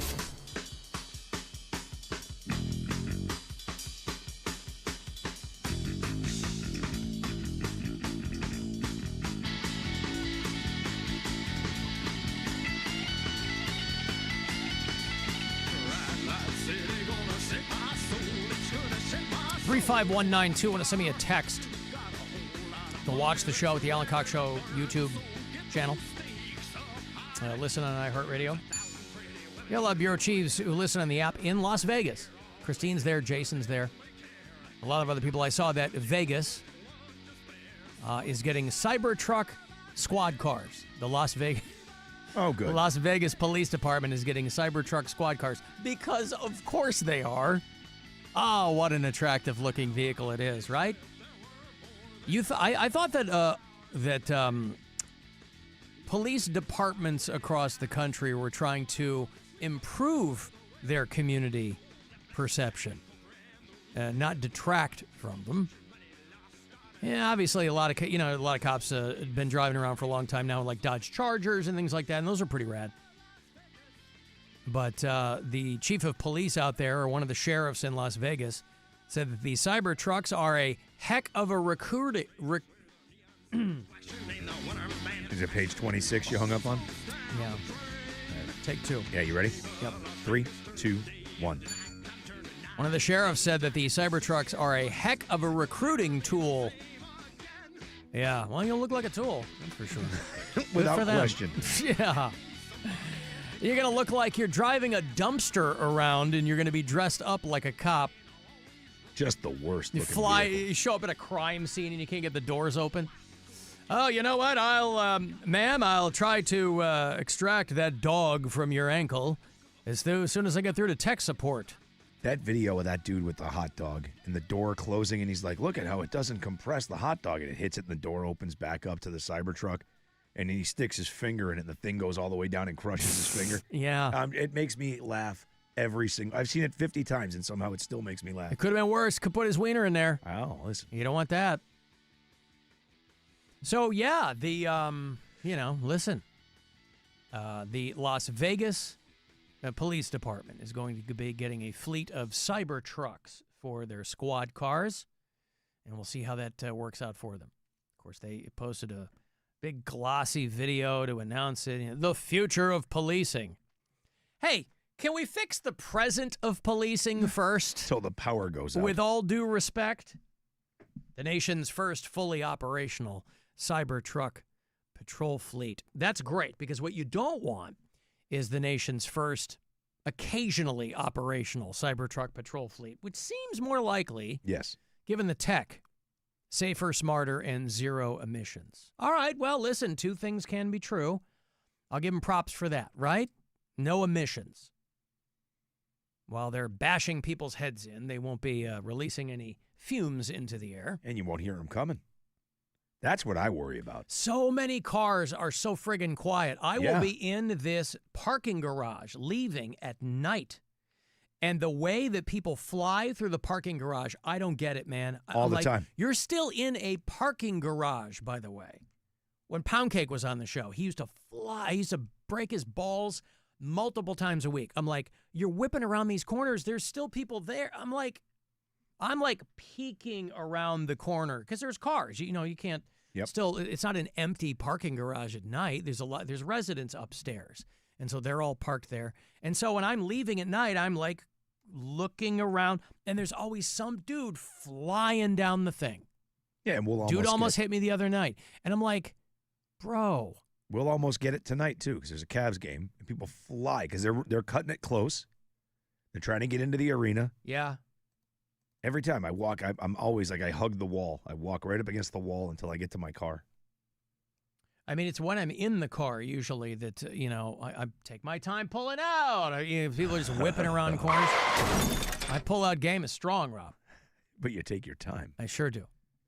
But, yeah, these cars are so quiet. Yeah. Like, if you're not paying attention, you can, That's what I worry about with, like, using those for police cars. On the strip, people walking around all over the place. Yeah, but they're still going to have, like, the sirens and things like that, right? But if that's running, but if they're not and they're just driving. Yeah. But also, like, these are, like, at minimum $80,000 a truck. So, Terrible looking. Maybe they bought them bulk rate from Elon Musk. Who knows? And I imagine that if you're one of these Vegas cops, you're Rochambeauing for the keys to one of these things. If they use keys. They probably don't even use keys. Will you push a button? I would imagine. Yeah. So, Las Vegas, we'll see what happens there. They've got a fleet of Cybertrucks for Metro Police. I mean, I guess when they're all decked out with, like, they zhuzh it up for the cops, it looks all right. But, do they have any pictures of it? Oh, yeah. Yeah. Yep. I'll show you one right there. Right? I mean, it looks all right. I mean, yeah. Still a Cybertruck. Yeah, but you got to zhuzh it up. It does look like a 5-year-old drawing came to life with a car. Like, if you told a kid to draw a car, that's what they would draw. Elon Musk is not a design guy. He's not funny. He's not a creative guy. And so when he's like, this is the future, like, are you kidding me? But there's a lot of them around here. I do see them a lot. So I don't know if there's he's not selling very many or the sales have kind of cratered. So you can probably get them pretty cheap now. It's like for a while the market was flooded with Maseratis because I think like Ford bought them or something. So you get a Maserati for back in the day, that was a full-on 6-figure purchase. Yeah. Now there's a ton of them because, you can get them pretty cheaply now. I just see those Cybertrucks and instantly assume whoever's driving it's a hard-on. Well, listen, I can see a normal person thinking that looks cool. You know what I mean? Like, well, everybody's got a different idea of what's aesthetically pleasing. You buy that to make people look at you. Yes, of course. You want, well, and in their slight defense, every car on the road looks the same. There's like 3 car types, right? By design, there's like 5 colors. And so I understand somebody going, that is awesome. Now, design-wise, it's terrible. And yes, my brain probably goes to, there's some douche behind the wheel of that thing. Yeah. But I don't know. I'm sure there's some first adopters who were like, oh, I'm going to get me one of those. That looks awesome. And then it, just as chintzy as a Tesla. I don't know. But, the only time I was ever in a Tesla was when I was in an Uber in Vegas. And I was like, this is like riding in a toy. Like, where's all this like high-end design in this thing? Clearly, he was just trying to get these things out. It felt like if you opened the door, pushed the door too hard, it was going to fall off the hinge. But who knows? Alan, you barely walk on the streets in Vegas. It's all overpasses. Yeah, that's true, boy. You can walk for a mile, down the street in Vegas and not be able to cross. He's right. All right. See, I've not been. You've never been to Vegas? No. Again, not a gambler. No, I'm not a huge Vegas guy either. I wasn't even, first time I was ever there was for my 50th birthday. I've been there once since. It's fun. But again, I'm not going to shows. I'm not going to sit there at the slots all night, so it's like, what am I going to do? I'll end up at shows or sport. Like I would go for sporting, like something like that. I don't know. Well, this guy at a Halloween party I was at told me that I didn't really see Conor McGregor there, Rob. Yeah, I don't know what you saw, dude. But it wasn't Conor McGregor.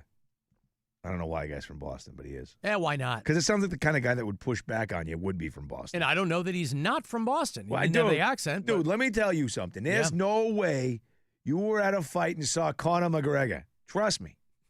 You weren't there, dude. I know what you're thinking. Like maybe you're having some sort of like mini stroke or something, guy, but there's no way you saw Conor McGregor at Yeah, that but his fight. name was on the ticket. I don't care, dude. You're having what's that called? The Mandela effect? The Mandela effecting, dude. Yeah, You maybe gotta put I the am. R in that one. The Mandela effect. Yeah, You're maybe it is. Mandela effecting guy. You weren't there, kid. Now I'm starting to wonder. I'm telling was you, I guy. there? I mean, the seat, we were way up in the nosebleeds, but I was there as a T-Mobile Arena. It wasn't Conor McGregor. That's where we have the iHeartRadio Music Festival at the T-Mobile Arena. I always stay right across the street when I'm in Vegas. John from Sharon, Pennsylvania was one of the many messages I got from people when we were talking about mustaches. Alan, John here from Sharon, Pennsylvania. Some of us with those big, long biker mustaches kind of just get used to it. We kind of just get used to eating our hair on the daily. And also, I got a quick question for you and Rob. Did that guy spank his cat to make it meow? I hate you guys. Yeah. What? What? Did he spank his cat to make it meow when he said, "Here's my cat"? Here's my cat. Oh, the guy who left the message and his cat was in the background. Yeah. Big, long biker mustache. We just get used to eating our hair all the time. All right. Well, they do things differently out there in Sharon, PA. He's living his best life right there on the Ohio border, Sharon, PA. You can go across the street to Weldon. Al, I go every year to Vegas for Halloween. My wife and I got married there. It's kind of the cyber truck of matrimony, Rob, if you will. Going out to Oh, good for you. But seeing The Wizard of Oz at the Sphere is the coolest movie I've ever seen in the 40 years I've been alive. Well, I have to think. I mean, seeing a movie at the Sphere. I think Schnitzer went. I mean, the first time I went to Vegas for my 50th, that would have been 2021. So, like, we were still in COVID, right? But Vegas didn't care. You'd never know it. The Sphere was still being built.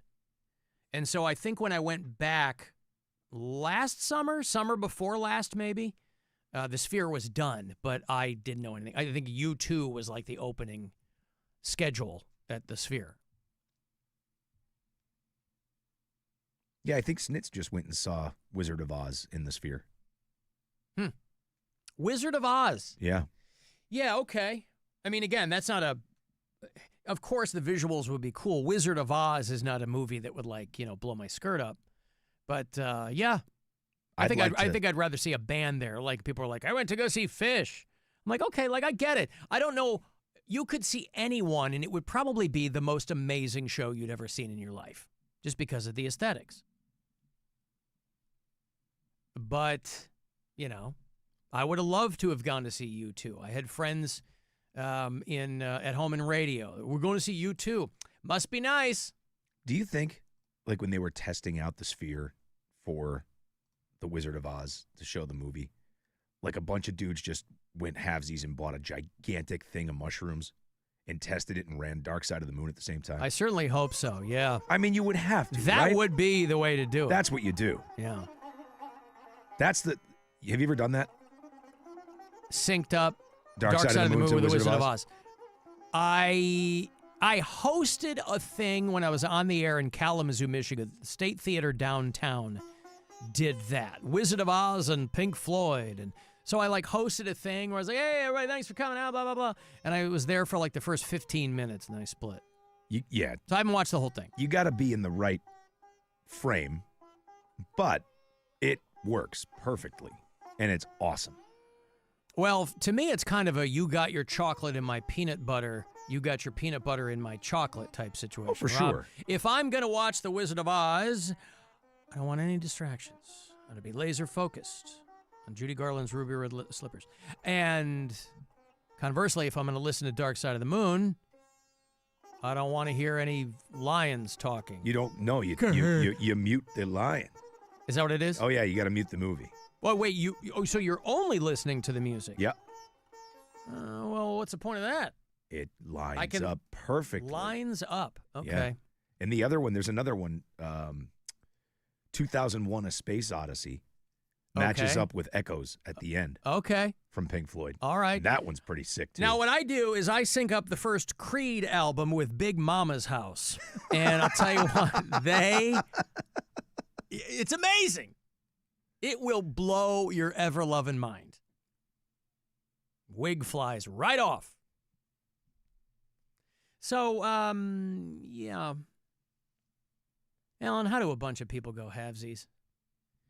Well, you take the entire total, and then you... they split it. They split. Apologies. Everybody. Right? Kiss my ass. Yes, we got all the math nerds out there, right? Nerd alert! Hey, listen, it could be worse. We attract all manner and genre of nerds. All of them listen. We're verbal nerds and math nerds. This popular genre, this six-letter genre, this genre. Genre. That's how Ken Jennings pronounces that word, too, when it comes up on current day Jeopardy. I have to assume as an homage. Homage. To one Alex Trebek. He did do mushrooms when he saw The Wizard of Oz at the Sphere, this person says. I'm not a fan of the movie, but the visuals are insane, and the seats vibrate, and leaves blew around. What? Oh, because the tornado. They probably just throw some stuff in there. Some leaves. Now do the Rocky Horror Picture Show. Yeah. How about that? Let's do the time warp again. You can watch the synced up Wizard of Oz on YouTube. Well, how about that? I'll just cast it to my television and do it. So it's the same thing as doing it yourself. Well, no. I punch up, synced up Wizard of Oz on YouTube, put it on TV, and there it is. It'd be no different than if you did it yourself. Yeah, but then I got to have the album, and I got to get the movie. But that's what's so good is you got to wait for the second roar of the lion and the MGM in the beginning, and then boom, off you go. Who gives a crap? On your magical drug-induced journey. Now you got me. See? You had me at magical and drug-induced. When it changes to money. And it opens. Now, what part of the movie is that? It's when they open the doors and it's in color. Okay. I wonder who the first person was to figure that out. It was obviously somebody who was really high. Yeah. But they had to be watching the movie and playing the album. It's been around so long, I'm sure it was the vinyl version. Coincidentally, at the exact same time. Or it was just like a skosh off. You know what I mean? Yeah. And the guy's sitting there, he's like, wait a minute. But there's nothing in the lore that it was by design. I don't know. No, I don't think so. Right. I think it's purely coincidental. Right. Unless Pink Floyd wrote it that way and didn't never tell anybody, but I can't imagine that's what it is. You'd probably have to tell somebody. Boom, boom, boom, boom, boom, boom, boom. And is that when the monkeys show up, or that's later? And there is a part that goes with that. There's a part with the witch. It's pretty awesome. Okay. Yeah. Well, maybe I'll do that. I'll put it on my list. Grab a couple of edibles. Mm-hmm. I do. Okay. Well, maybe I'll do that this weekend. I've only got a couple of things to occupy my time. I'm going to be driving constantly. Oh, you're going to be driving? Oh, God. Yeah, I was like, I can't do this while I'm driving. I've got 8 hours one way. Yeah. And lacrosse tournament. Yep. It's going to be a lot. This is a busy weekend, and my wife is on a friend's sister's trip to Florida I'm like, geez, short straw. You're in full dad chauffeur mode. Uh-huh. Yeah. Okay. 8 hours there, 8 hours back. Ish, yeah. And eyeballs full of lacrosse all the time in between. Which I don't mind, but the 8-hour drive, oh, jeez. See, that doesn't really I mean, when I lived in Pittsburgh and went to see my kids in Michigan or went home to Chicago, that was like a 6 and 8, 9 hour drive respectively. So it was like, I realize some people who don't do that a lot are like, they want to blow their heads off, but yeah, it's torture for me. Anything, in my mind, anything 10 hours and under, I'm fine. Yeah, I can make those long drives. I was going to rent a car for this weekend, and then I'm just like, last minute, I'll just take my own. Why don't you rent a Cybertruck? Oh, yeah. So I can run out halfway there to find a charging station. Honey, I'm sorry you're late to your game. Yeah, Is it a lacrosse game or a match? It would be a game, but it's a tournament. Gotcha. But it's called a game, not a game. match? Yeah, I know nothing about lacrosse. Our friend Bill Squire played lacrosse as a young man. I don't know anything about it. I know it's a stick, which I believe is called a crosse, right?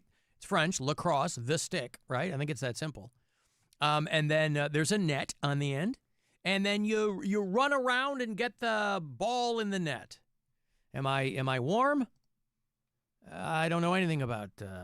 And then I have to think that you get the ball in the other team's net. It's very much like hockey. Bigger net, but there's a small net on the end of the stick. It's hockey and soccer combined into a sport because the rules are very similar. Why didn't they call it hocker? Hocker or sake? Sake. Oh, sake bombs. Yes. Game is the common nomenclature. All right. While match can sometimes imply a larger competition series. So maybe in this case we would be at a match because it's a tournament. Okay. You know, like if you're playing, I have friends that play rugby, right? That's a scrum. A rugby scrum.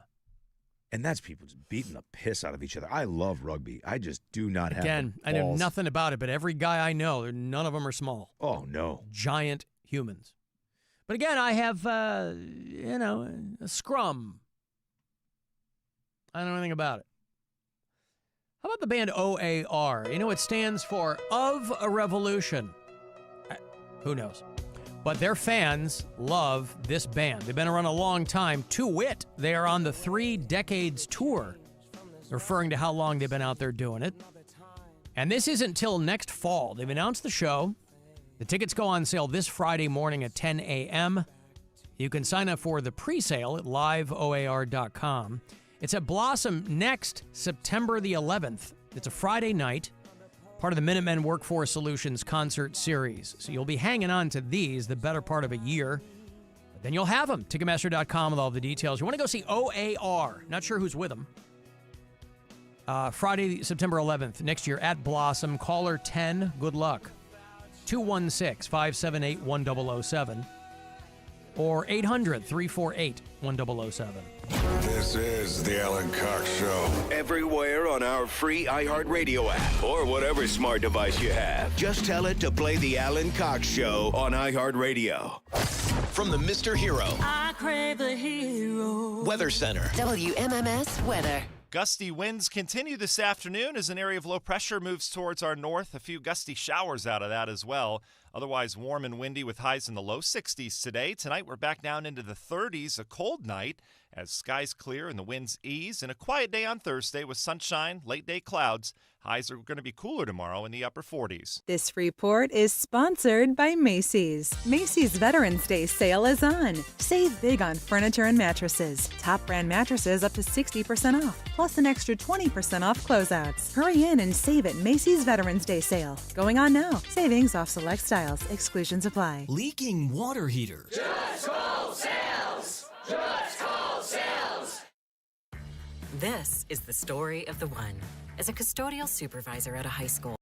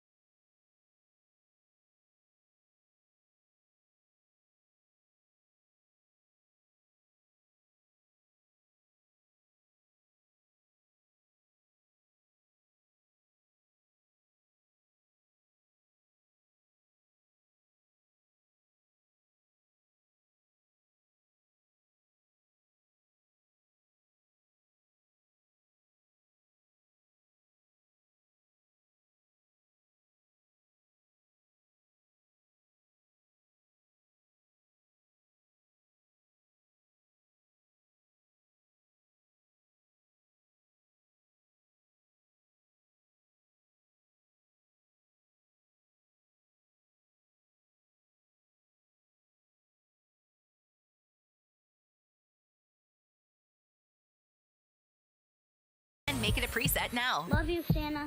You know, you think this guy's gonna do one thing, then he does another thing, then a third thing happens, and it's a bummer because you kinda just want him to keep doing that middle thing. It's all very frustrating.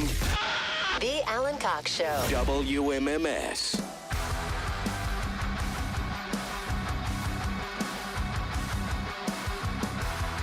So somebody on the text asked the question that I guess I was just thinking.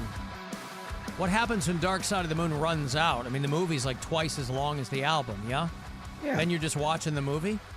I don't know. Then you're turning the sound up on the movie? Well, how am I going to follow it, Rob? Look it up on YouTube. Done for you. There you go. All right, that's what I was going to do. Dark Side of the Moon's about 43 minutes long, and The Wizard of Oz about an hour 42. So what happens after the album runs out? Can you do it again? That's a good question. I don't remember. It's been forever since I've done it. I don't think so. No, I think it's just done. I think once it ends, you're like, okay, cool. I'm high. I just enjoyed the last hour. Thank you for playing. Right. I know. Everybody's trying to make it complicated, aren't they, Rob? Let's see. Me included. We're all trying to overcomplicate things. Nothing's that complicated. Most things are pretty simple. Hey, your Cavaliers are at home tonight to play the 76ers. And they haven't played since Sunday night. Got one over on the Atlanta Hawks. So tonight, Cavs, Philly, 7 o'clock is your tip-off. Pre-game coverage begins here on the Buzzard at 6:30. And you can also listen on the iHeartRadio app. Speaking of the Atlanta Hawks, one of their former executives was embezzling from the team for a while. Boy, some people, once they figure out that this is how Trump operates, right, with taxpayer money, to these guys, money is just like a giant bowl of M&Ms, and they just walk by and grab a giant handful. And once they realize that they can do that, you can't trace it or whatever. A guy named Lester Jones Jr. used to be an executive with the Atlanta Hawks. He was the team's senior vice president of finance, and they charged him with wire fraud. They said that he stole almost $4 million in an embezzlement scheme from the Atlanta Hawks. And I'm always amazed at how it must be an indicator that they don't often do like forensic accounting, I guess, unless there's a red flag. Because then you'll hear these stories about people who've done it for a long time, right? Over the course of 20 years, Marge, in finance, was stealing like 10 grand a year or something. But this guy, they're accusing him of embezzling about $4 million from the Atlanta Hawks organization, creating false invoices, doctoring emails. This guy doesn't even have a PhD, Rob. Doctoring? He also used his Atlanta Hawks corporate card to take personal trips. Now, again, the most that you boys here are ever going to do with the corporate card is have a couple of pops, right? Most we're ever going to do. We're not going to be taking trips. No. I'm saying this out loud. I'm establishing our... Yeah, no, absolutely not. Why would anyone do something like that? That's right. Jesus, scumbags. Wednesday, November the 5th, 4:24 Eastern Time. I'm timestamping. We would never do anything like that. Ever. Rob. Ever. I may have a drink on the company dime. Yes. And that's it. Never use that for anything else. No, this guy went all over the place. How did they not know? Again, I've never had a corporate card in my name, so I don't know how they work. But I have to think, at the bare minimum, you're expected to show where the charges are from. Now, if he was pulling this off because he was doctoring all kinds of receipts and manipulating financial reports. But man, I'd be puckered every time I did it. He went to the Bahamas, Costa Rica, Hawaii, Puerto Rico, Switzerland, and Thailand. Now, I have to assume that wasn't all one trip. And so multiple trips. Use the card to buy apparel and jewelry, a Porsche, and tickets to concerts and other events. When you're putting a car on the corporate card, somebody's going to find out. I'm going to give it a shot, see if it works. He changed an email from American Express to dupe the Hawks into paying for his personal spending. I wonder if he was there with like an X-Acto knife, and he's got his, he has he's working on a Cricut, putting things together. He asked a Hawks employee to fill out reimbursement forms for $229,000. Wow. He said the money had been used for all kinds of NBA business for a Vegas trip, but there was no charge made to the credit card. So he was trying to get reimbursed for charges that didn't exist. And the hotel that he supposedly stayed at never invoiced the team. They get you when you least expect it, I guess. But he was their head of finance. So they're like, this guy's got access to all kinds of stuff. And some people, they can't handle it. I'd be worried. You got to have a certain kind of hubris to do something like that. You go, because the first couple times you do and you get away with it, and you go, well, that's how you get these, women who embezzle from their company for 25 years. They're like, I just kept doing it, buying more stuff. Nobody ever found out. 20 years is a pretty good run. But this guy was only there 4 or 5 years. Some of the sources claim he was in a romantic relationship with another Hawks employee. And boy, that'll get you spending money, right? Hence the Porsche. Yeah, he's like, how am I going to get this girl to gobble my knob? I'm going to tell her I have a Porsche. I'm going to, and this is where the word always shows up, lavish her.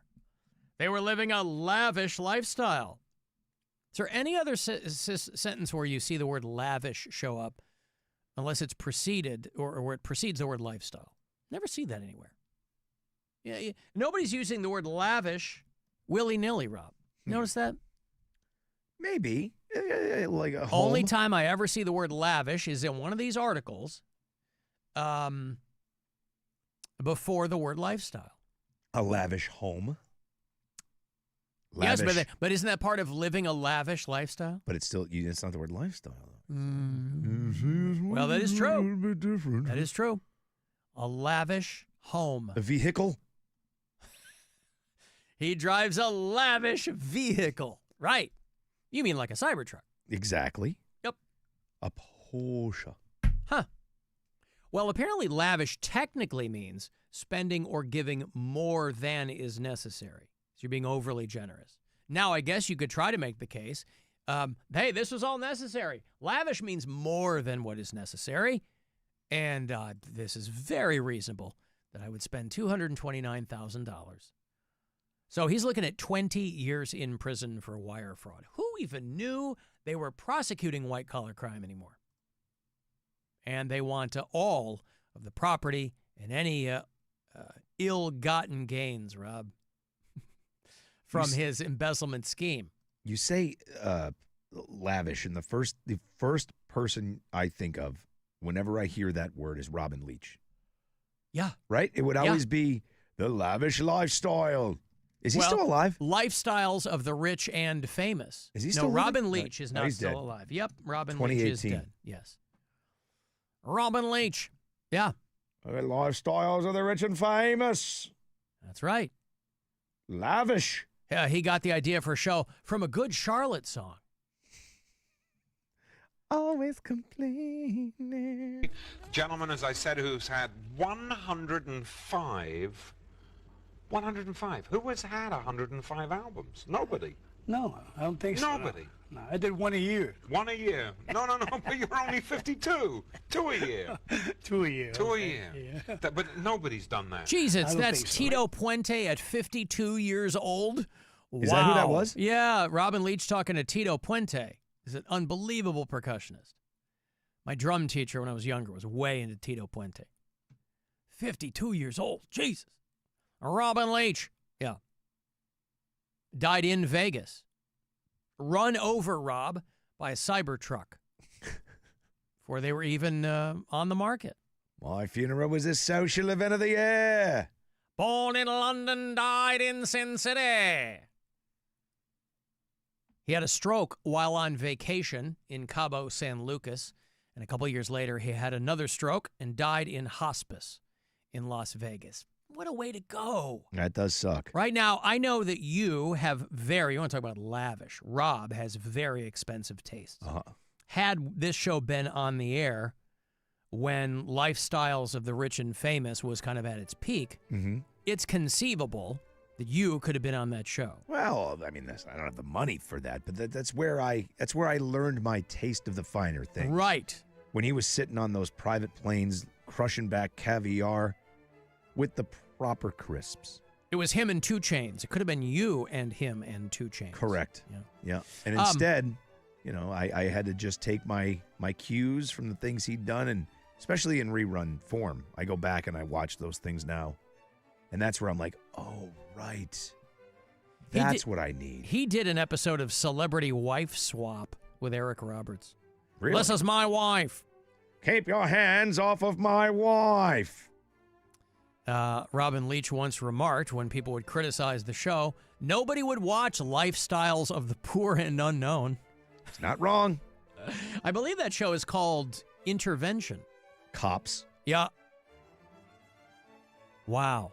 Well, again, my question just goes to every time you're consuming some of your caviar, and I know that the Trump economy has really put a dent in your caviar budget. No. Nevertheless, where there's a will, there's a way, Rob. I still get my stuff. I just don't get as much of it. You were getting 5 cases a week. You're down to 2. No.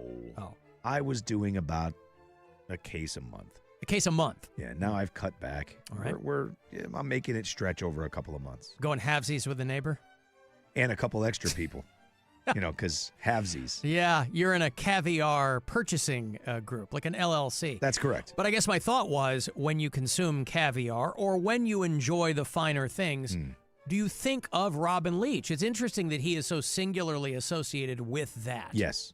Yeah, that's that. Again, that's where I learn. This was before like entertainment television was everywhere, right? This was the show people would watch. This was pre-Cribs and all that. Yeah. Lifestyles of the Rich and Famous. And if you could believe it, I'm so embarrassed. Prior to watching those repeats, even 10 years ago, I assumed all sparkling wine was champagne. Wow. And I didn't know it had to come from shit. What an idiot I am, And now I know. And now I refuse to drink anything other than champagne. I certainly can't blame you. I mean, what am I going to do? I'm going to drink what? I'm going to drink a sparkling Italian, a Prosecco? Right. Oh, God. Are you crazy? What are you, a Philistine? What do you think I am? I'm going to drink a Prosecco? Right. Come on. Wow, you really know what you like and what you don't. Are these don't. American sparkling wines? Get bent. Oh, you need the champagne, Alan. The show is hosted by Robin Leach, but in 1994, he was joined by Sherry Belafonte. I never saw this show, so I don't remember this at all. The show was renamed Lifestyles with Robin Leach and Sherry Belafonte. She wanted her name on the marquee. After she left, a year later, the show was simply retitled Lifestyles. Lifestyles with Robin and Sherry Belafonte. It would be so much better with Harry Belafonte, wouldn't it? Robin Leach and Harry Belafonte. Yeah. Lifestyles of the Rich and the Famous. With Robin Leach and Harry Belafonte. Come, Mr. Tallyman, tally me banana. Look at all these bananas he's got. So opulent. Jump in the line. Do you remember what the catchphrase was at the end of the show? Yes. Give me a second. It's a direct reference to what you were just talking about. I know. Oh my God, I can hear it. What is it? Champagne wishes and caviar dreams. Both of the things you were just talking about. I remember the beginning. I remember the intro. It was like him on a yacht. Yeah. In a private jet. Yeah. Lifestyles of the Rich and the Famous. That show was on for 11 years. Wow. All right, listen, make you $1,000 richer by right now, courtesy of the Buzzard Bookie. So listen closely and good luck.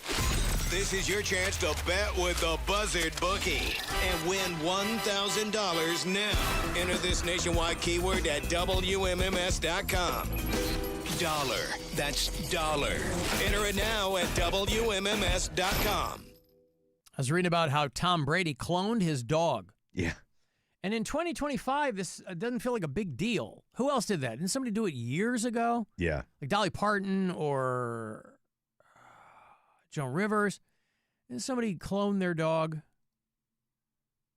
Tom Brady took DNA from his dearly departed Lua was the dog who died. A pit bull mix named Lua.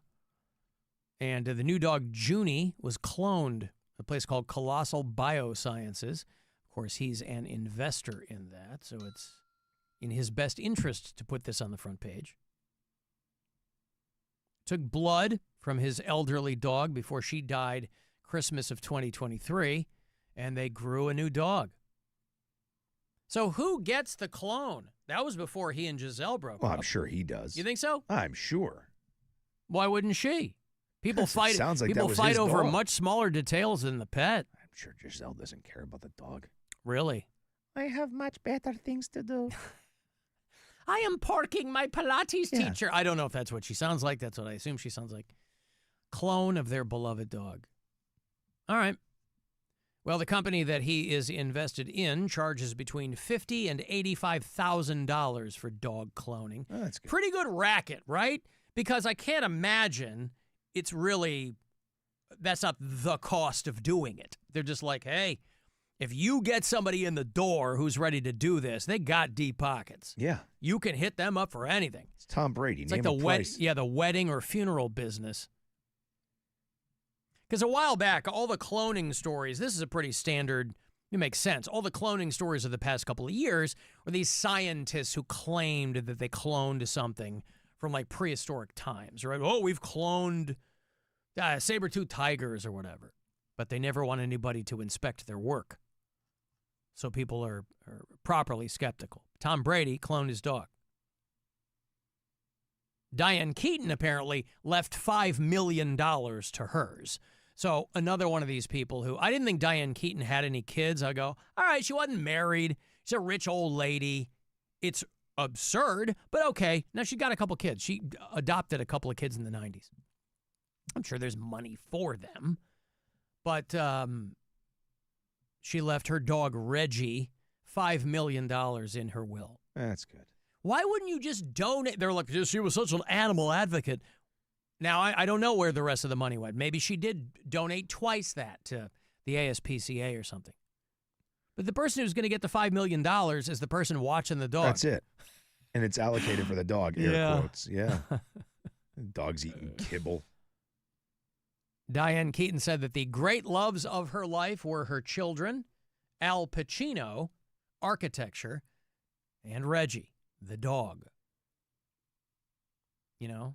So in California, and I think probably in most states, she lived in California, so that's why it's relevant, but probably in most states, animals can't directly inherit money. You got to set up a trust.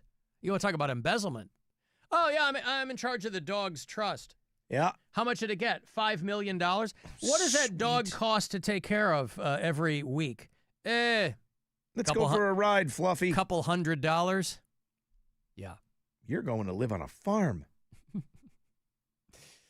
And so am I with $5 million. Yeah, right. Well, anyway.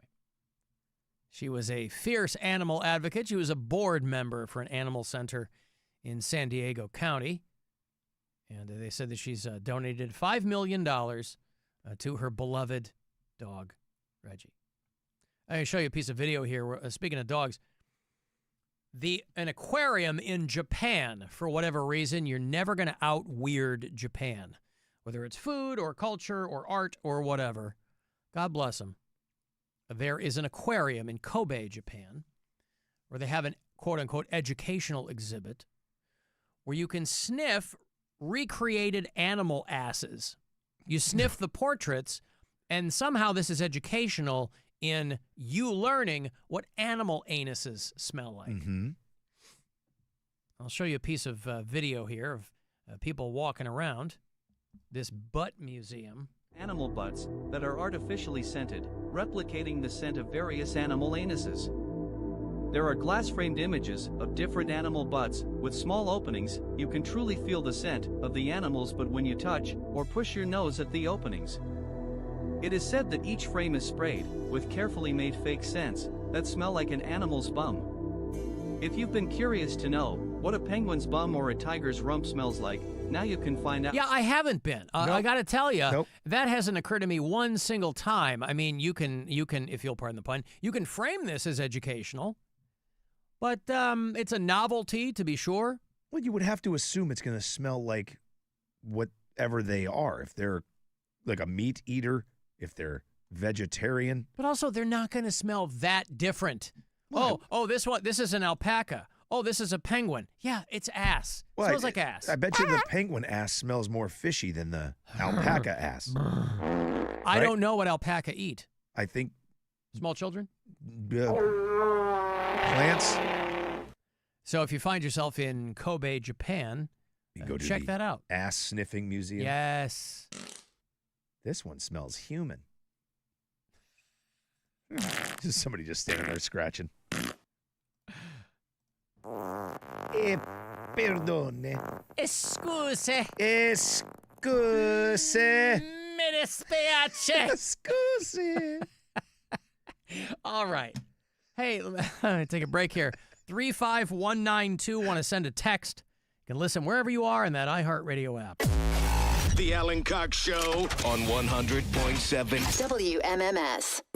The Buzzard Bookie does not offer same-game parlays, live betting, bonus bets, futures, props, odds boost, teasers, or deposit match. The Buzzard Bookie does offer $1,000 9 times a day, every weekday. Yes. Oh, my God. Yes. I want $1,000. Oh, man. Get the action at 30 past the hour. Do not play responsibly. Listen with complete reckless abandon to 100.7 WMMS. Nobody makes it easier to make your car last longer. Hey, it's Alan for Window Nation. You know, Northeast Ohio gets fewer days of sun than the Pacific Northwest. And when it gets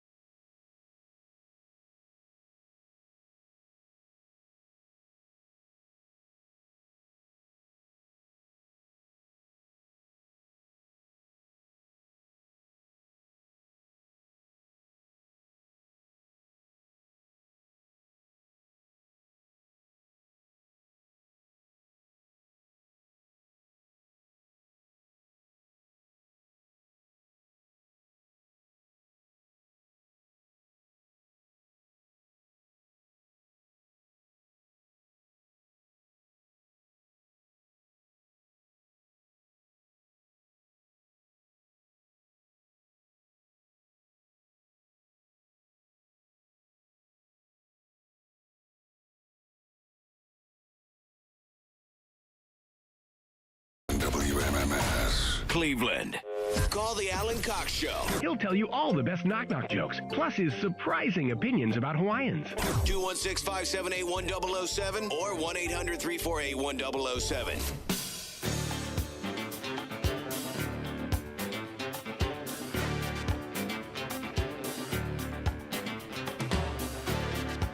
$35192. Want to send me a text? AlanCoxShow.com and email you. You can watch the show if you want on our YouTube channel. Eric Clapton, brand new song called Forever Web. I'm a buzzer. This is when you started to hate Clapton, right? Not hate, but yeah, this isn't my favorite Clapton time. No. I love 80s Clapton. I'm a sucker for it. This album was called Behind the Sun. This would have been smack dab in the middle of the 80s. This is when he started collaborating with Phil Collins, so a lot of Eric Clapton. This is when Clapton was like in his Miami Vice era, because his music would show up on that show, probably because of his association with Phil Collins. Clapton was married, but he was putting it in everything that crossed his path, right? Uh-huh. He split with his wife temporarily. He had already broken up with, maybe he was still married to George Harrison's ex-wife. And then he had a kid. He pulled a Dave Grohl. He had a kid with a production assistant at the studio where he was recording Behind the Sun. And I think that might have been the last straw for his wife. Anyway, I love Behind the Sun. Rob is less of a fan of that era, but well, some of it. I mean, this is fine. I wouldn't, if this came on and I was in the car, I wouldn't change it. Oh, okay. But it's just for what Clapton could have been. Understood. This stuff bums me out. All right. Well, speaking of Behind the Sun, there has been a lot of interstellar commentary about these comets that are coming through, Rob. There was that Harvard physicist. I played you the clip maybe a week or so ago where he was like, could this comet be alien life from another, he's no dummy, this guy. And his peers were like, yeah, that's not a hypothesis that's really going to hold up with any scrutiny. But there's a lot of things going on right now. There's an interstellar object that they've been keeping their eye on. It keeps changing color, and they can't figure out why that is.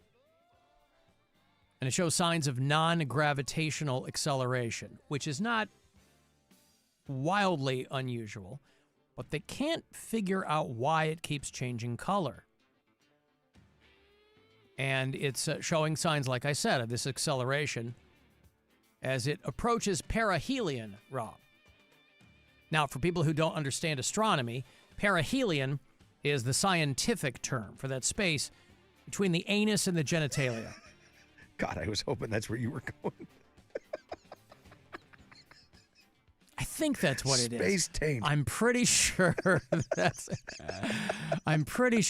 what it is. Perihelion, something with orbit, if memory serves. There you go. That's right. Speaking of Taint McRae, she's been accused of lip syncing, by the way. I saw that. I love when people who are pop music fans get all upset at the mere implication that somebody might be lip syncing. Yeah, they all do it. Where have you been? There's full rock bands that have a track going underneath them in case, somebody falls out or whatever. They were like, oh, she accidentally held her microphone upside down and you can still hear her singing. Yes. Yeah, they sing along to their tracks. Absolutely. Every one of them does it. As savvy as people consider themselves, why are people still hanging on to these old-timey notions of how the sausage is made when it comes to, pop culture? I don't know. Anyway, some wild things coming from the far side of the sun. An object that is hurtling through our solar system on an escape trajectory. And so they're keeping their eyes, and, the nuts and bolts of it is unbelievably dull for people who aren't kind of hip to how this all works, present company included.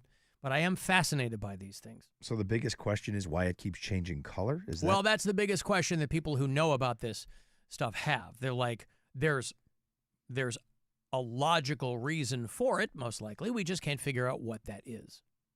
Extreme heat and extreme cold. Right. They said that they weren't able to determine the nature of one object they were keeping an eye on, but they now know it's a comet due to its distinctive outgassing behavior. Oh, it's like my grandpa. So, yeah, a lot of unusual features. They said it could be a 10 billion year old time capsule from another part of the universe. As I understand it, Rob, space is vast. There's a lot of it, and it never seems to end. But, yeah, perihelion, of course, is the... Well, what is it? It's not the taint. It's the perihelion. It's what is it actually? It's like when its orbit is when it's closest to the sun, something like that, I think. I was just assuming you were right. I was like, yeah, it's the taint. Taint the ass, taint the balls. The grundle. The perihelion, yeah. So, every time somebody in the astronomy community goes, well, maybe aliens, because the answer could always be maybe aliens. But then obviously upon further inspection, they can check a lot of boxes and they go, well, so far, as far as the cosmological mysteries go, we have found 0 aliens. But it's still fun to toss around. But this one in particular, they're like, why does it keep changing color? Do you think it could have anything to do with the fact that it's very close to an asteroid or perhaps a black hole? WMMS Rob on Instagram. It seems like it's just stuck in that middle space between the asteroid and the black hole. Ah, the sounds of space. They're fascinating, aren't they? We're getting an incoming signal, and we cannot determine... It's as old as the Big Bang. What it is. Oh, my God. Let's train your telescopes on that as it hurtles through the night sky. Yes. Oh. If you look very close, you can see a black dwarf in there, too, which is a big deal when it comes to that space taint area. Yeah, I believe black dwarf. I don't believe that's the preferred nomenclature, Rob. It's what it says. It's the name of a star. Oh, I got you. Alan, I would love for it to be extraterrestrials, even if they're hostile. If they destroy this bitch, what better way to go out, right? Independence Day. Remember what a huge scene that was in the movie Independence Day when the aliens shoot that single beam down and destroy the White House? Yeah. Had they waited 35 years, they could have had the guy living there do it. Nevertheless, it was fun while it lasted. So, as of now, the instances of obviously confirmed alien life, and by the way, they mean sentient alien life, right? You'll hear a lot of people go, well, plants. Yes, it would be alien to us, but I don't think we've had alien plants either. I don't think moon rocks counts. But it is fascinating to consider. If you listen to us on iHeartRadio, you can drop messages for us. If you're one of our bureau chiefs, let me know where you are. And I'm always happy to shout you out. Victoria listens in Bothell, Washington, Pacific Northwest. Colleen is in Santa Fe, New Mexico. Kelly's bureau chief in Milwaukee. Scott is in Sophia, North Carolina. Ironically, Sophia is in Scott, North Carolina. I don't know. Alan, Tony from Pittsburgh. Remember they used to do those hardball with Chris Matthews sketches on SNL?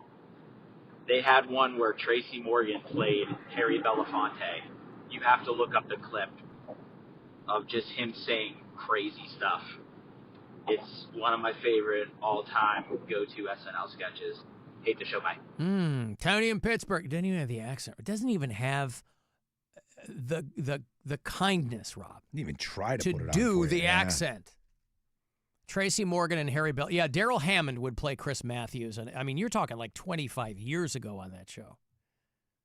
I think that episode is when John McCain hosted. That's how you know how long ago that was.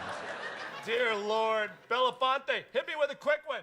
The War in Iraq is a minstrel show. Fantastic, another. Winston Churchill was a house Negro. One more time. Poodles are the black man of the dog world.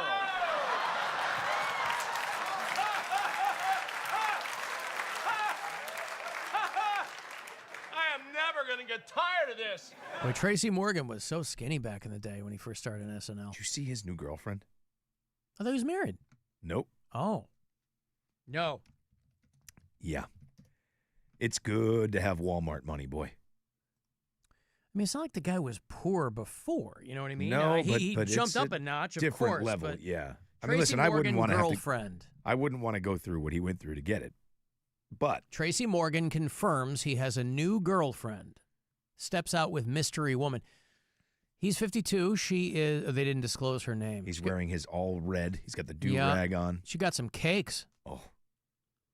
Somebody getting pregnant. Ha! She thickened all the right spots. Uh-huh. Tracy Morgan and his estranged wife filed for divorce in July 2020 after nearly 5 years of marriage. Oh, I didn't know that. Is she the one that gave him a kidney?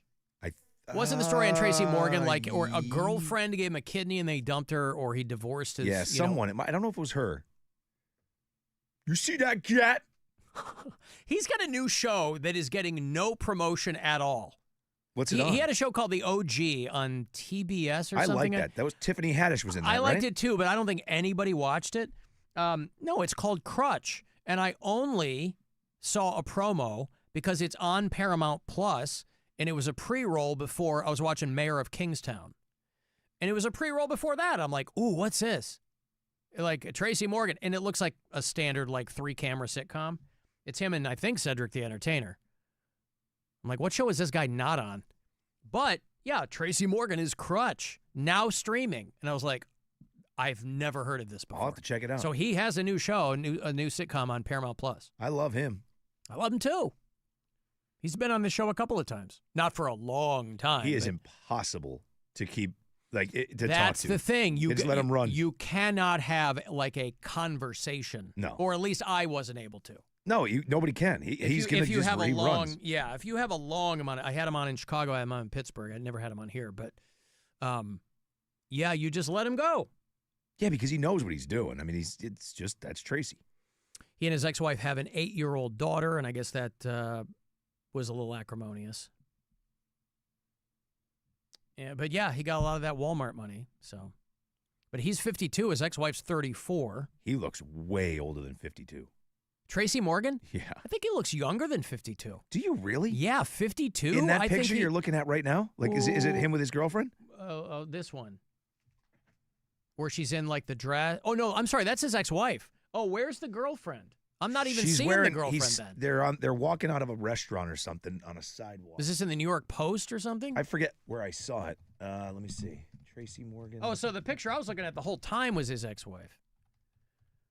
Holding hands with shapely new girlfriend. Okay, this one is what you're talking about. Yep. Looks like Bianca Sensori. Yeah, she's got like green outfit on. She's got like ass implants or Yeah. something. Okay. Well, And okay, he then looks old. Then I'm probably looking at an older photo of him if he was standing there with his ex-wife. Oh, she's wearing blue. They were in happier times. She's got a get. Yeah, see, Tracy, Tracy Bring looks, your ass. Bring your ass. Tracy looks old. Okay. Well, now he's 56. So I was reading an old article about him and his ex-wife. I'm a dummy. Tracy Morgan is 56 years. Because I was like, there's no way he's younger than me.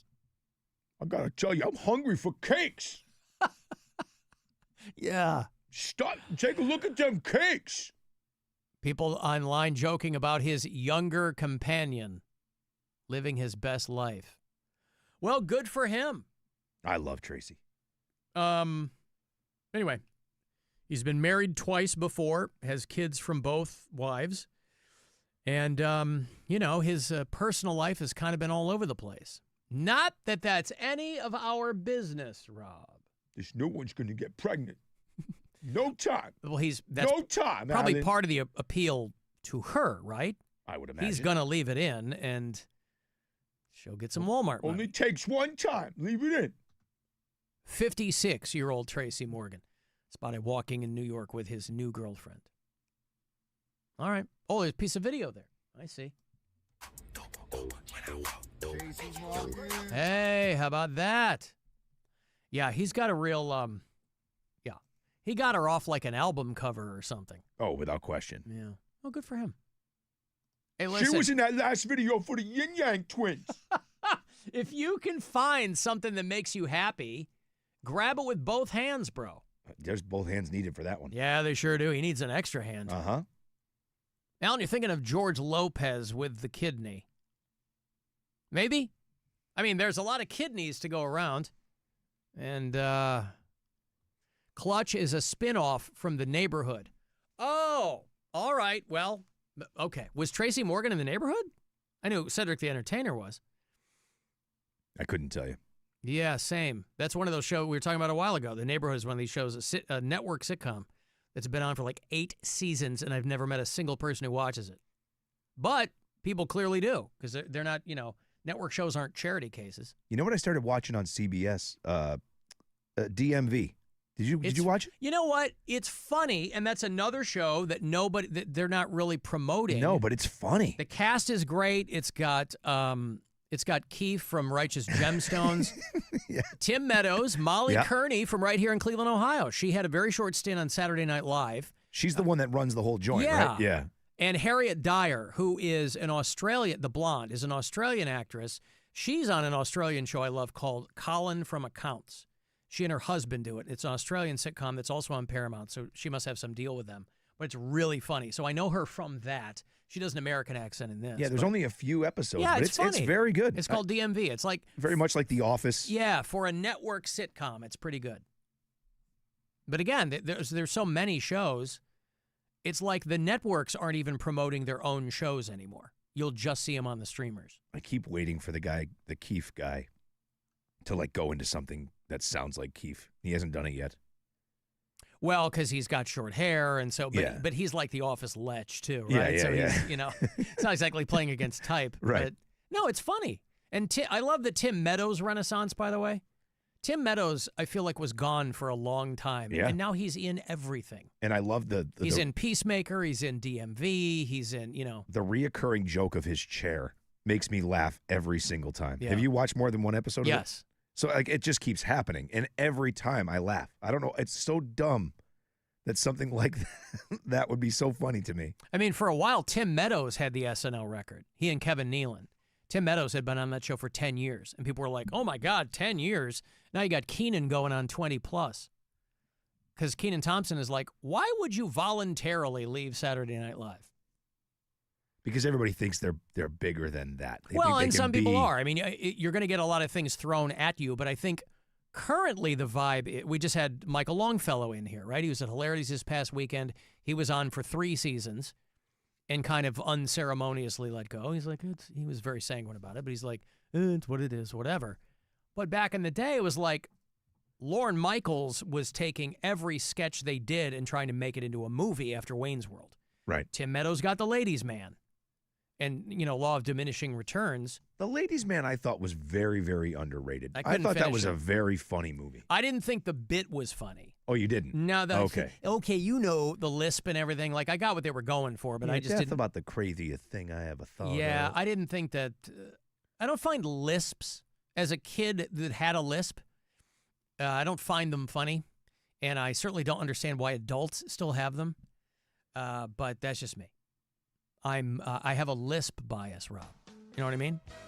Musical guest, Tate McRae. And your host, Jonathan Hamm. It's got to be his full name. What's in there? Musical guest, Cowboy Junkies. And your host, Jeremy Sisto. Remember that guy from... I think he's on La Renata. He was on La 6 Feet Under Renata. back in the day, yeah. Hey, how about musical guest Mammoth? Ah, how you like that? There's a friggin' transition.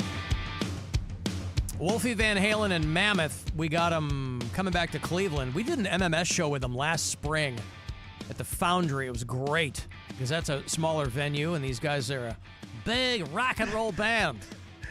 A lot of fun. What? musical guest, Mammoth, and your host, Fisher Stevens. Fisher Stevens, who is Johnny Five. I don't even know why that just sounded in my head. God, remember he used to bang Michelle Pfeiffer back Yes. in the day? Wow. WMMS presents Mammoth and Miles Kennedy at the Agora 2 weeks from tonight. Sorry, no, 2 weeks from last night. Tuesday, November 18th at the world-famous Agora. You will get tickets. We'll also fold you into the meet and greet with Mammoth as well, okay? AgoraCleveland.com for the details. If you want to go, we'll see you there. Caller 10, Mammoth and Miles Kennedy at the Agora, 216-578-1007 or 800-348-1007. The Alan Cox Show. On our free iHeartRadio app and your favorite smart device. Just tell it to play the Alan Cox Show on iHeartRadio. People are freaking out over this year's sold out iHeartRadio Alter Ego 2026, presented by Capital One. Welcome to the biggest rock and alternative concert in the country. Yeah? Well, get ready to win your way into this epicness. January 17th, Los Angeles, featuring Green Day, 21 Pilots, Sublime, Good Charlotte, Miles Smith, Gigi Perez, Almost Monday,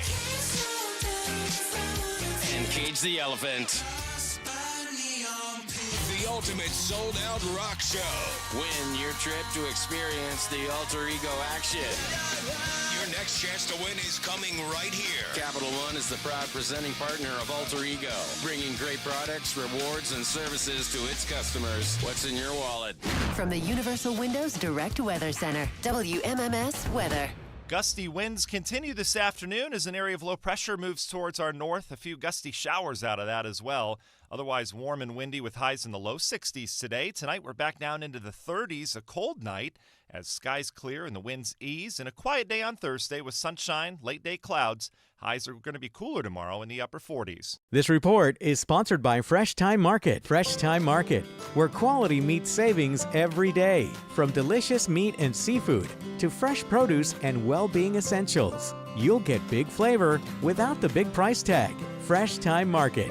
Healthy living for less. You should buy from Holleen Kia. It's November at Holleen Kia, where every new Kia is available with no money down. Pay no APR interest up to 6 years, or make no payments until next year. Brand new 2025 Kia K4s. Lease with no security deposit for just $99 per month. Yes, a brand new K4. No security deposit, just $99 per month. And if you're stuck in a loan or lease, no problem. Holleen Kia wants to get you released today.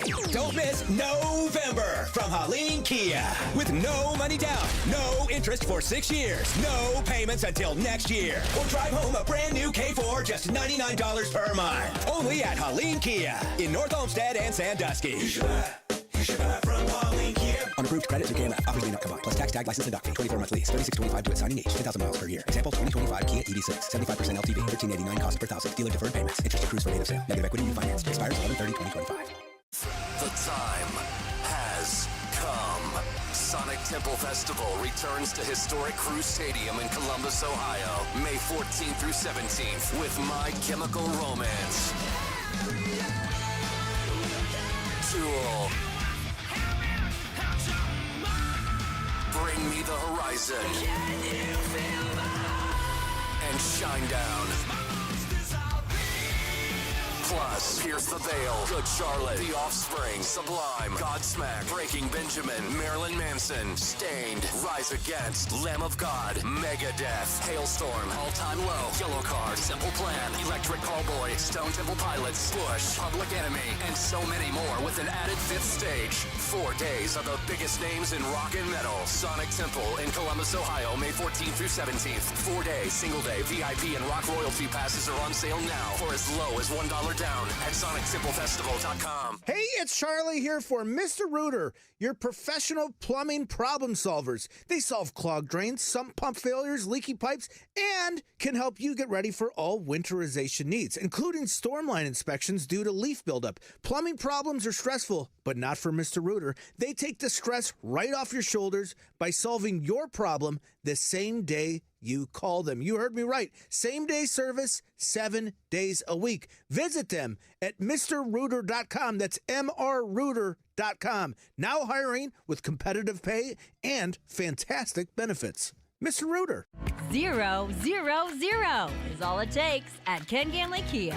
0% financing for 5 full years, 0 down, or 0 payments for 3 months. Drive a new 2026 Kia Sportage for only $139 lease per month, or 0 down. 24 months, $44.95 due at signing, 10K miles per year, no security deposit required. Sportage, $139 a month, or 0 down. Over 1,500 Kias on sale, including Seltos, K5, K4, Sportage, Telluride, and Sorento. Need credit? We have more ways to say yes at Ken Ganley Kia in Medina, Mentor, Alliance, and Boardman. Online at KenGanleyKia.com. Tell them McKinsey sent you, because I want to see ya in a Ken Ganley Kia. KMA rebates assigned to dealer 25 Sorrento APR 1667 per month per 1,000 finance 90-day deferred payment through Ally Bank plus tax, tag, title, and doc fee on approved credit through KMF expires 12/1/25.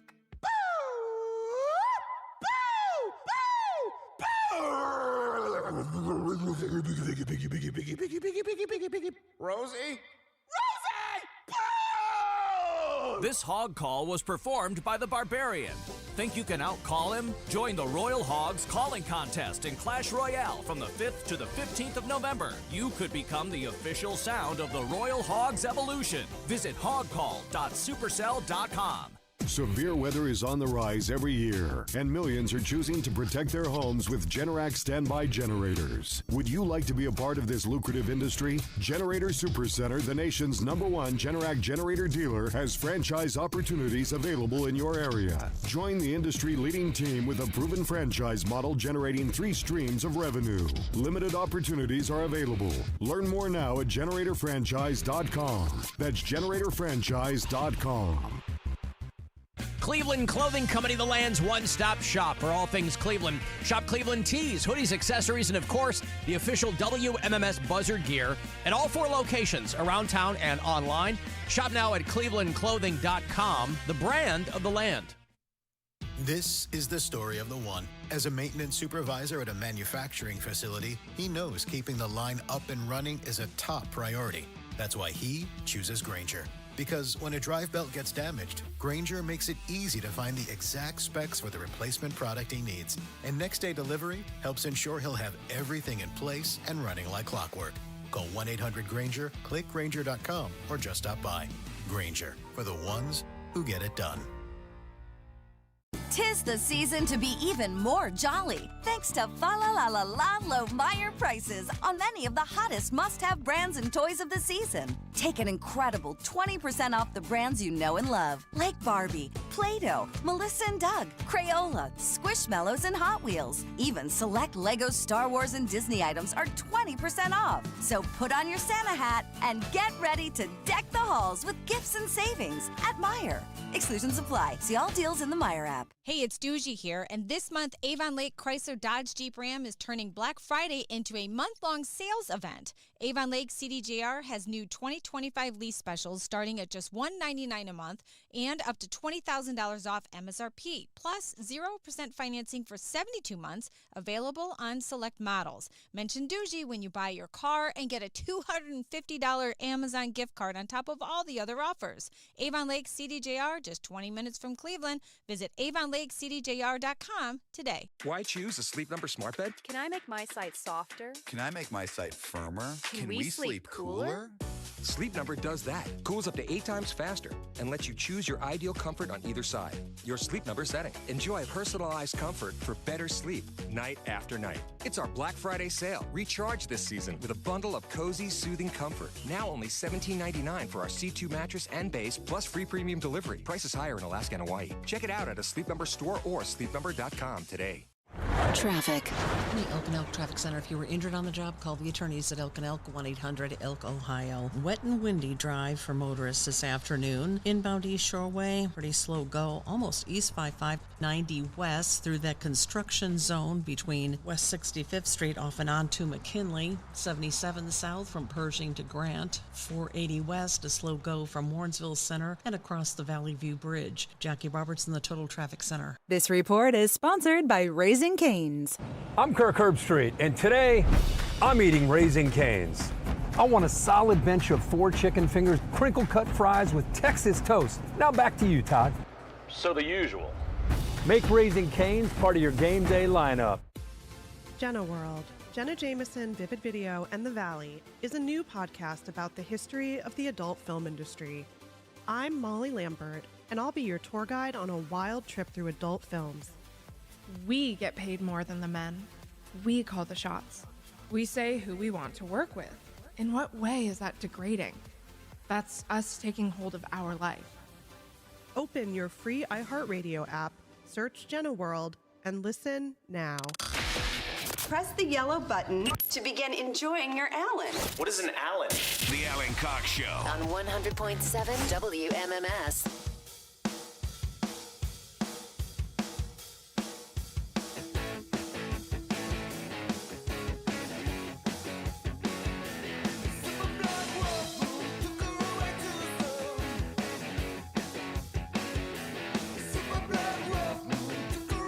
I got your last shot today to get $1,000 in about 10 minutes. Courtesy of the Buzzard Bookie, and then we'll fire it all up tomorrow morning with Rover. 9:30, I think, is the first one. And then just about every hour. About 30 past. Dan's got him, I have him. But that last one here in a few minutes. I was outside taking pictures of that big beaver moon last night, Rob. Were you outside at all taking pictures? No, I saw it. It was cool. You're not somebody taking photos of the moon. No. I don't know why I am. That's like not really my vibe, but I think it's because I learned how to do some tricks on my phone, and so I was dicking around, but I don't know what it is. Maybe I have the soul of the lycanthrope, Rob, but I am, over the past few years, I've become drawn to the moon. I don't know what that indicates. What could that be? Could it be? Is it early onset dementia?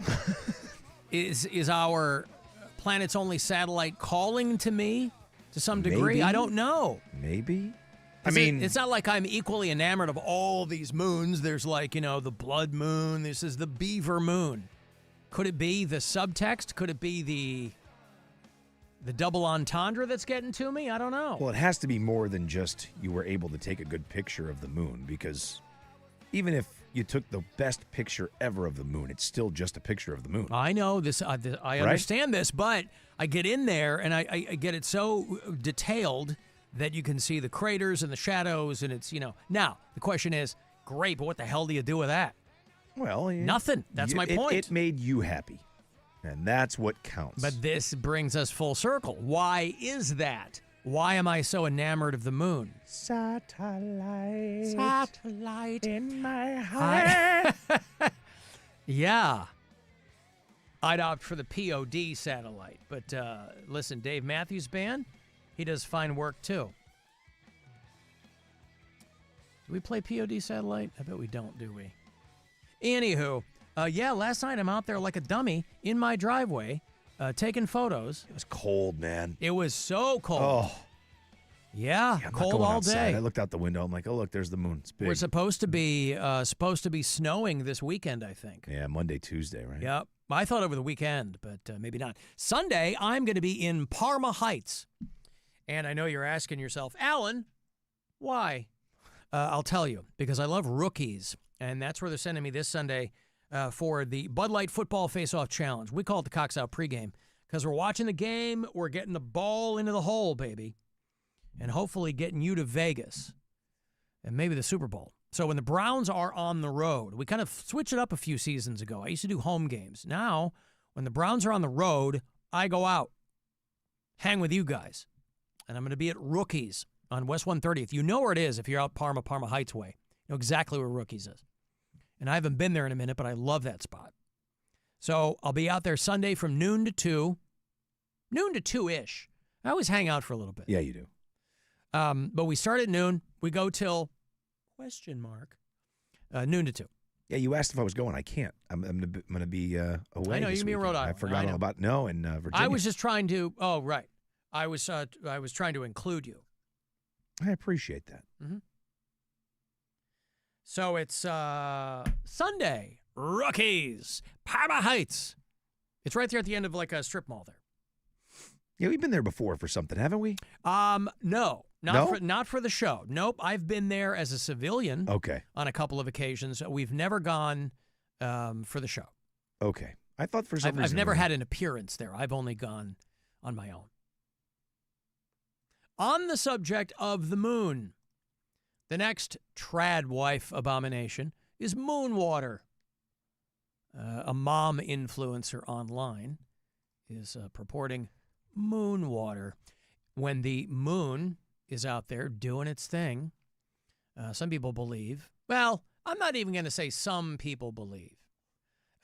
This woman is trying to get you to believe that she believes that there's energy transferred from the moon to the water. Right. Here's what she does, right? She gets water and then seals it and then leaves it outside. You know how you make sun tea? Yeah. It's like that, but you're getting the energy provided by the light of the moon. Now, even if there is an iota of scientific merit to that, you have to think that it's so minimal. But let's see what she does. You got a little how-to video on how to make your moon water for your kids. My kids requested a glass of water, so I started. Now, I already hate her voice. But she's a momfluencer. I believe that's the appropriate portmanteau. Lex De La Rosa. And these are bored housewives, right? Their husbands, they live in these giant houses, usually in Nashville or something. And clearly the husband has got a pretty good gig, and they're just at home with the kids making videos. And this one is for moon water. By collecting water from this natural stream I stumbled upon. I used this thrifted cheesecloth to filter out any. The worst. I'm kind of setting people up. This is a goof, but I think that it's funny because she's making fun of people who believe in moon water. You also saw the ducks there too, by the way. What's that? You see the ducks in the background there too? The reason I think this is funny is because of the voice and because the comments from people who don't realize she's doing a goof. So she's like, I found this natural stream, and it's a close-up of the hose. And then she's like, and I strained it through this cheesecloth, and there's like mulch in it, love it. Before placing my water in a separate bowl. The bowl was left beneath the light of a full moon to absorb the moon's energies before receiving a sound bath. Next, I gave the water a good sage to make sure it was free of any negative energy. Once I was left with pure moon water, I added it to a pan and brought it to a simmer over low heat. For flavor, I added some smoke. For flavor, she added some ice. Yeah. So, but this is the thing. Everything now on social media is so absurd. You have a real hard time figuring out if they're serious or not. I don't think that, I'm pretty sure she's not, obviously. You don't add ice for flavor, even if you're a trad wife in Tennessee. But, yeah, there are people who are on board with the moon water. And I say, go nuts, right? Again, if it makes you happy, it can't be that bad. Sheryl Crow said it best. I love that there's a AI overview of how to make moon water. Mm-hmm. Choose a container. Clear glass or copper is often recommended. Fill with water. Set an intention. Whisper your intentions, goals, or prayers into the water, or write them on a note and place it near. Place under the moon. Leave the container outside or on a windowsill where the moonlight will hit it directly. Number 5 is my favorite. Let it charge. Let them cook. Allow it to sit overnight to absorb the lunar energy, and then in the morning, seal the container and store it. Can be refrigerated to last longer. Mm-hmm. So there you have it. They're on to something. They're on to something. Yeah. Right. So wouldn't every single body of water technically be moon water then at that point? Well, Well, you could certainly make that case. I mean, there's no lunar energy, obviously, is something that's not recognized by science, but people are playing fast and loose with science anyway, right? Well, science can be a lie or something. Science, for a lot of people of a certain ilk, that falls under the list of things they might not believe in. So I don't know what she thinks. Science is a liar sometimes. That's right. Moon water, anyone? So if you see that making the rounds on social media, if you are even moderately online, you might see moon water. And this isn't the first time we see it. It kind of makes the rounds every few years, but it doesn't make it any less entertaining. And who knows? I've never made any. I don't even care for sun tea. So I've never made moon water. What is sun tea? I heard you say it earlier, but I've never. Oh, sun tea. It's like a giant glass thing. You fill it with water, and you put just a whole buttload of tea bags in it, and then you put it out to let it steep under the sun. Okay. Right? It's like an old-timey Southern thing. Wouldn't that just instantly scream bacteria? I don't think so. No? Well, yeah. Anything if in you're the in the sun like that, like you would just. Yeah, but yeah. I guess. I don't know, man. I always overthink that stuff. So I mean, I've had sun tea. Yeah, bacterial growth, of course.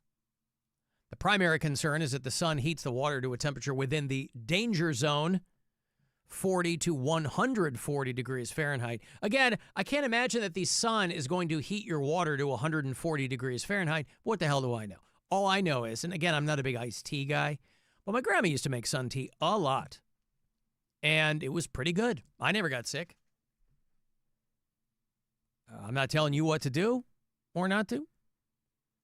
But I don't think I'd go back for seconds or thirds. You know, once you get down to the bottom of the skirted death a couple of times. The tea grit. Yeah.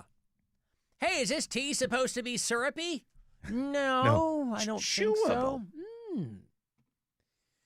Hey, $1,000 right here. Buzzard Bookie. It's a last chance for you to win today, and then you'll get your first keyword tomorrow, around 9:30 from Rover. So good luck. This is your chance to bet with the Buzzard Bookie and win $1,000 now. Enter this nationwide keyword at WMMS.com. Deposit. That's deposit. Enter it now at WMMS.com. Oh. Deposit. Deposit. I wanted to mention, and obviously this is going to be a very niche thing, but I think it bears someone with my platform to point it out. I don't care for the fact that the Cleveland leather community is being disrespected. Rob? Go on. It's a proud group of people who just want to live the way that they want to live. And the Cleveland leather community is kind of, they're losing the place where they normally want to have their get-togethers. Now, the organization is called Claw. This is not the organization, but this is the Cleveland Leather Annual Weekend. And they had to swap that C out for Columbus. They have to move to Columbus. They were unable to find a venue anywhere in Cleveland. I don't know how that could be.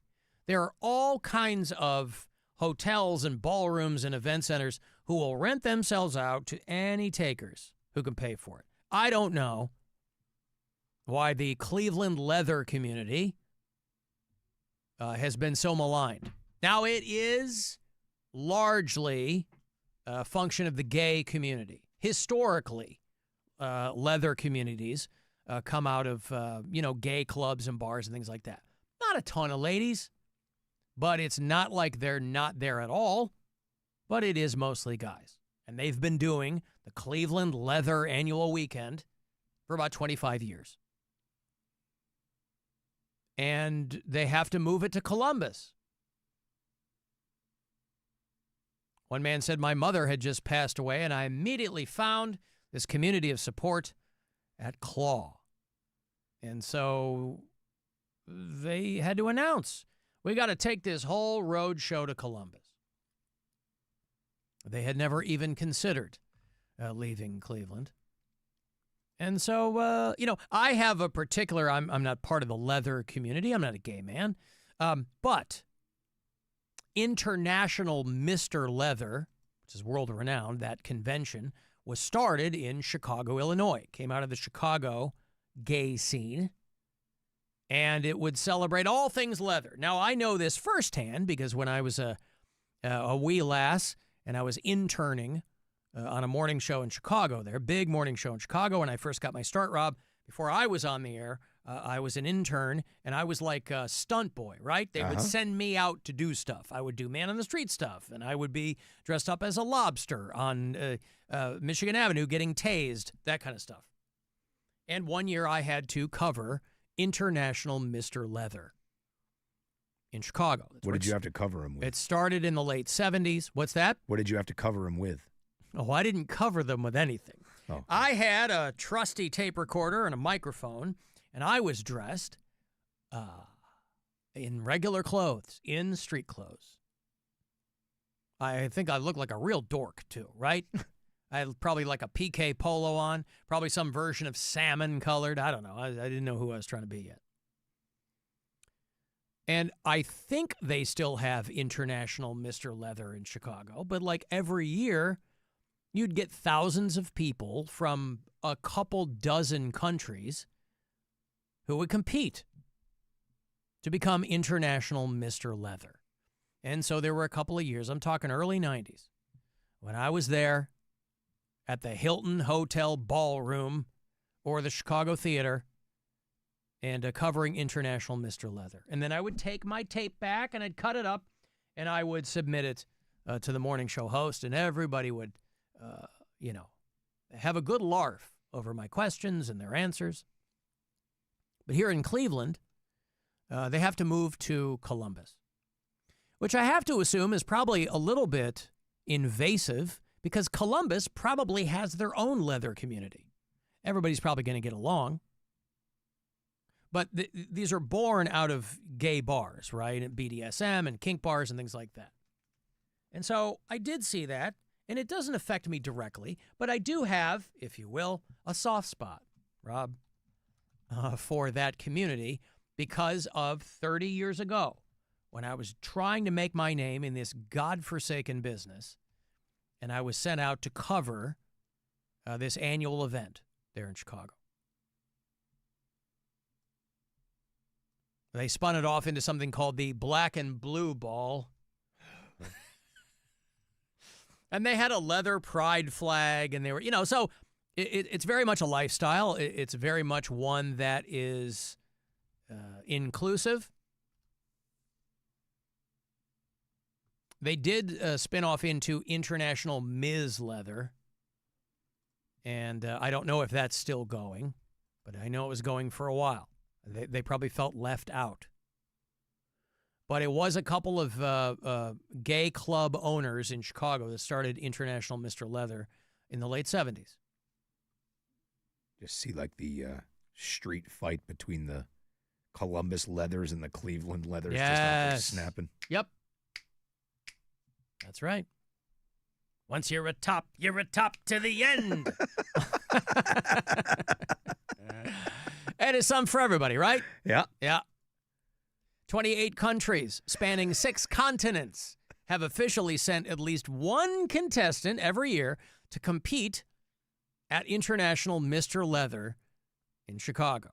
44 U.S. states have provided contestants, as have the District of Columbia and Puerto Rico. Puerto Rico. Puerto Rico. We love Puerto Rico. My heart is giving out. Puerto Rico. We love Puerto Rico. Oh, guys, hyperventilating. The only U.S. states who have never sent a contestant to International Mr. Leather are Delaware, Maine, Montana. There's no leather people in Maine, for Christ's sake. What was the first state? Delaware. Oh, Delaware. New Hampshire, South Dakota, and Wyoming. All that roping dogies in Wyoming, and you're not sending anybody for International Mr. Leather. I mean, there's only like 1 million people in the whole state, but still. Australia has won International Mr. Leather. They have a win under their belts. That's not a knife. No, that's annoying. That's a knife. Canada has won. France. Germany has won twice. Well, doy. Leather? You kidding me? Mark Schnell. The United States, of They course, wrote the book. has the most with 37. Of course. Home team. But anyway, that just kind of jumped out at me. There's probably most people listening couldn't care less about that. But the Cleveland Leather Annual Weekend has had to decamp to Columbus, which sucks for them. So Godspeed, boys. I don't know when that weekend is, but it's next year, 2026. They'll be in Columbus. Maybe there'll be some 11th hour solution here in Cleveland, and they can keep it where it belongs. Maybe you and I should do the Alan Cox Show Leather Weekend, Rob. Yeah, I'm in.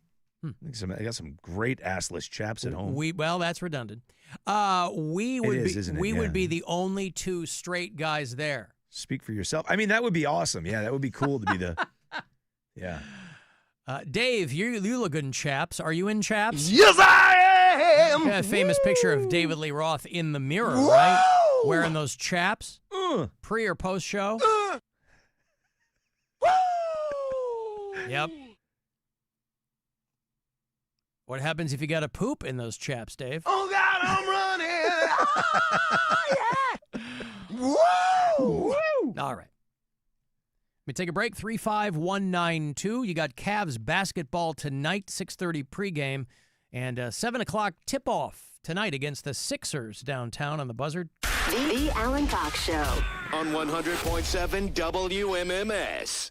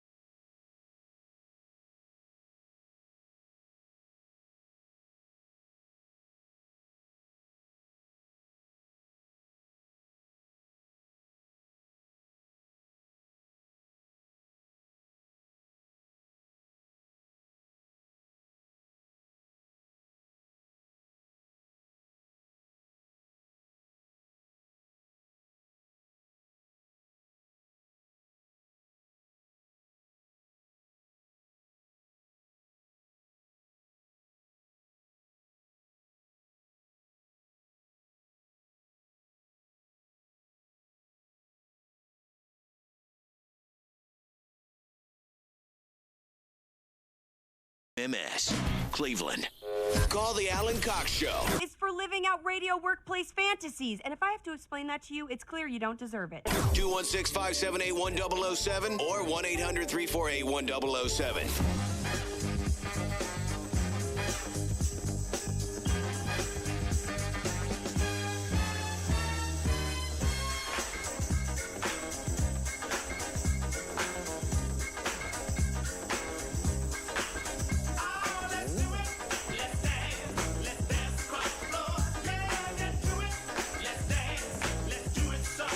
Cavs basketball tonight, a little over an hour away from tip-off, 7 o'clock, the Rocket Arena against the Sixers in from Philly.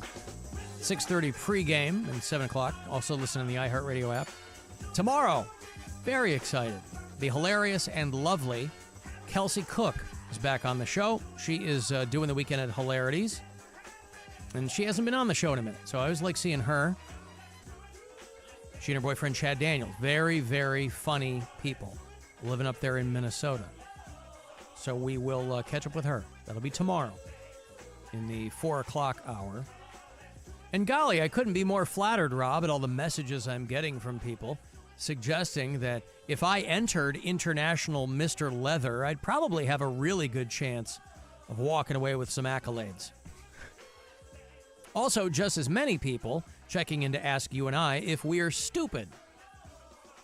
Because I am. UV light from the sun kills bacteria, thereby making sun tea completely fine. Well, all I'm saying is there is a concern of bacteria. You can't sterilize a liquid by putting it in the sun, right?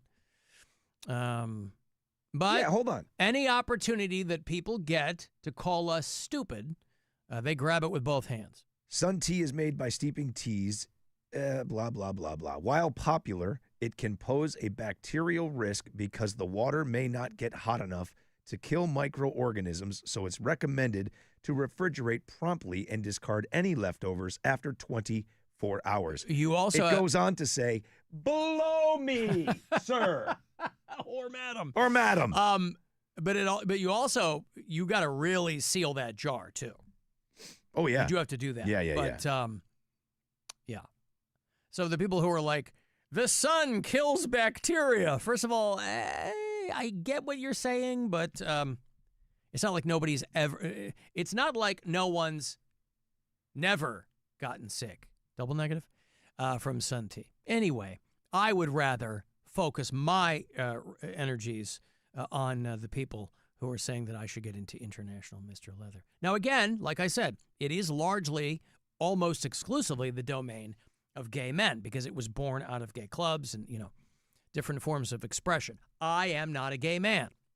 Contrary to what some parts of this audience think, Rob. See, when you said leathers, I instantly assumed like motorcycle leather. You know, that's a whole different thing. That's what I thought that International Mr. Leather is very much Well, once you got to sexual. Mr. Leather, I knew, but prior to that. It's one of our many gay categories. We have our bears, our queens, our daddies, our sugar caddies, our maple smoked sausage patties, our Belgian waffles, and of course our six tops. Fun fact, those last four are just things that are in this room. But you believed me because you are stupid.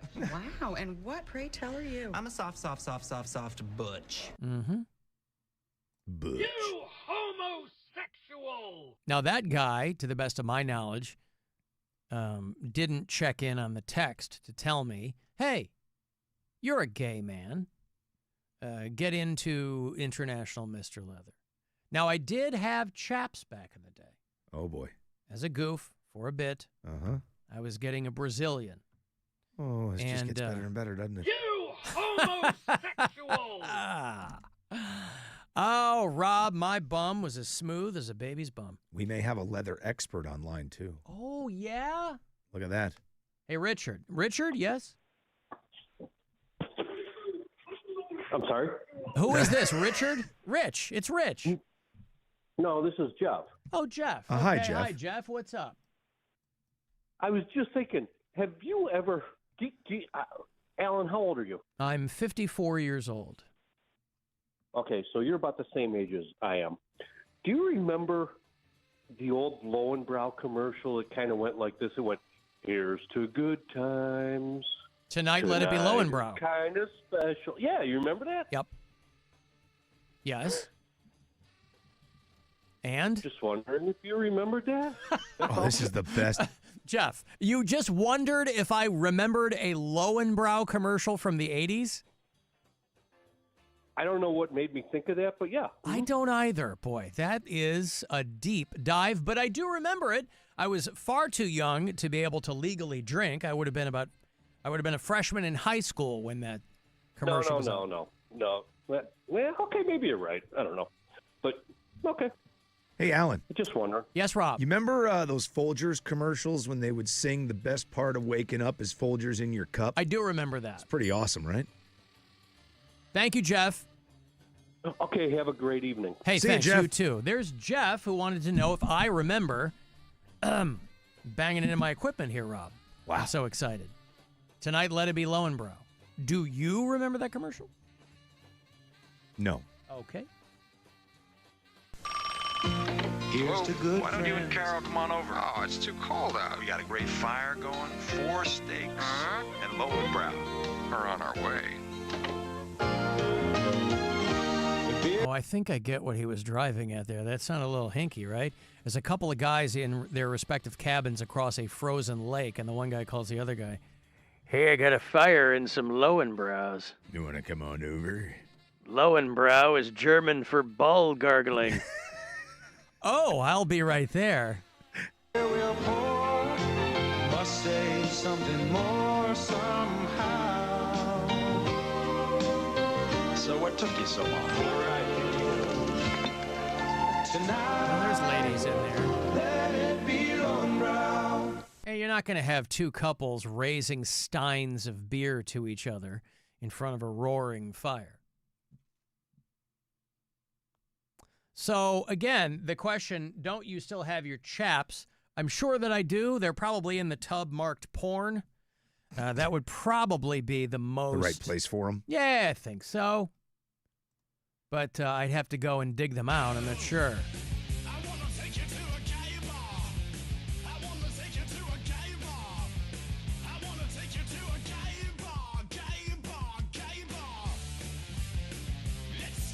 Alan, what do you mean gay? I bet there's thousands of gina-loving dudes who are into leather.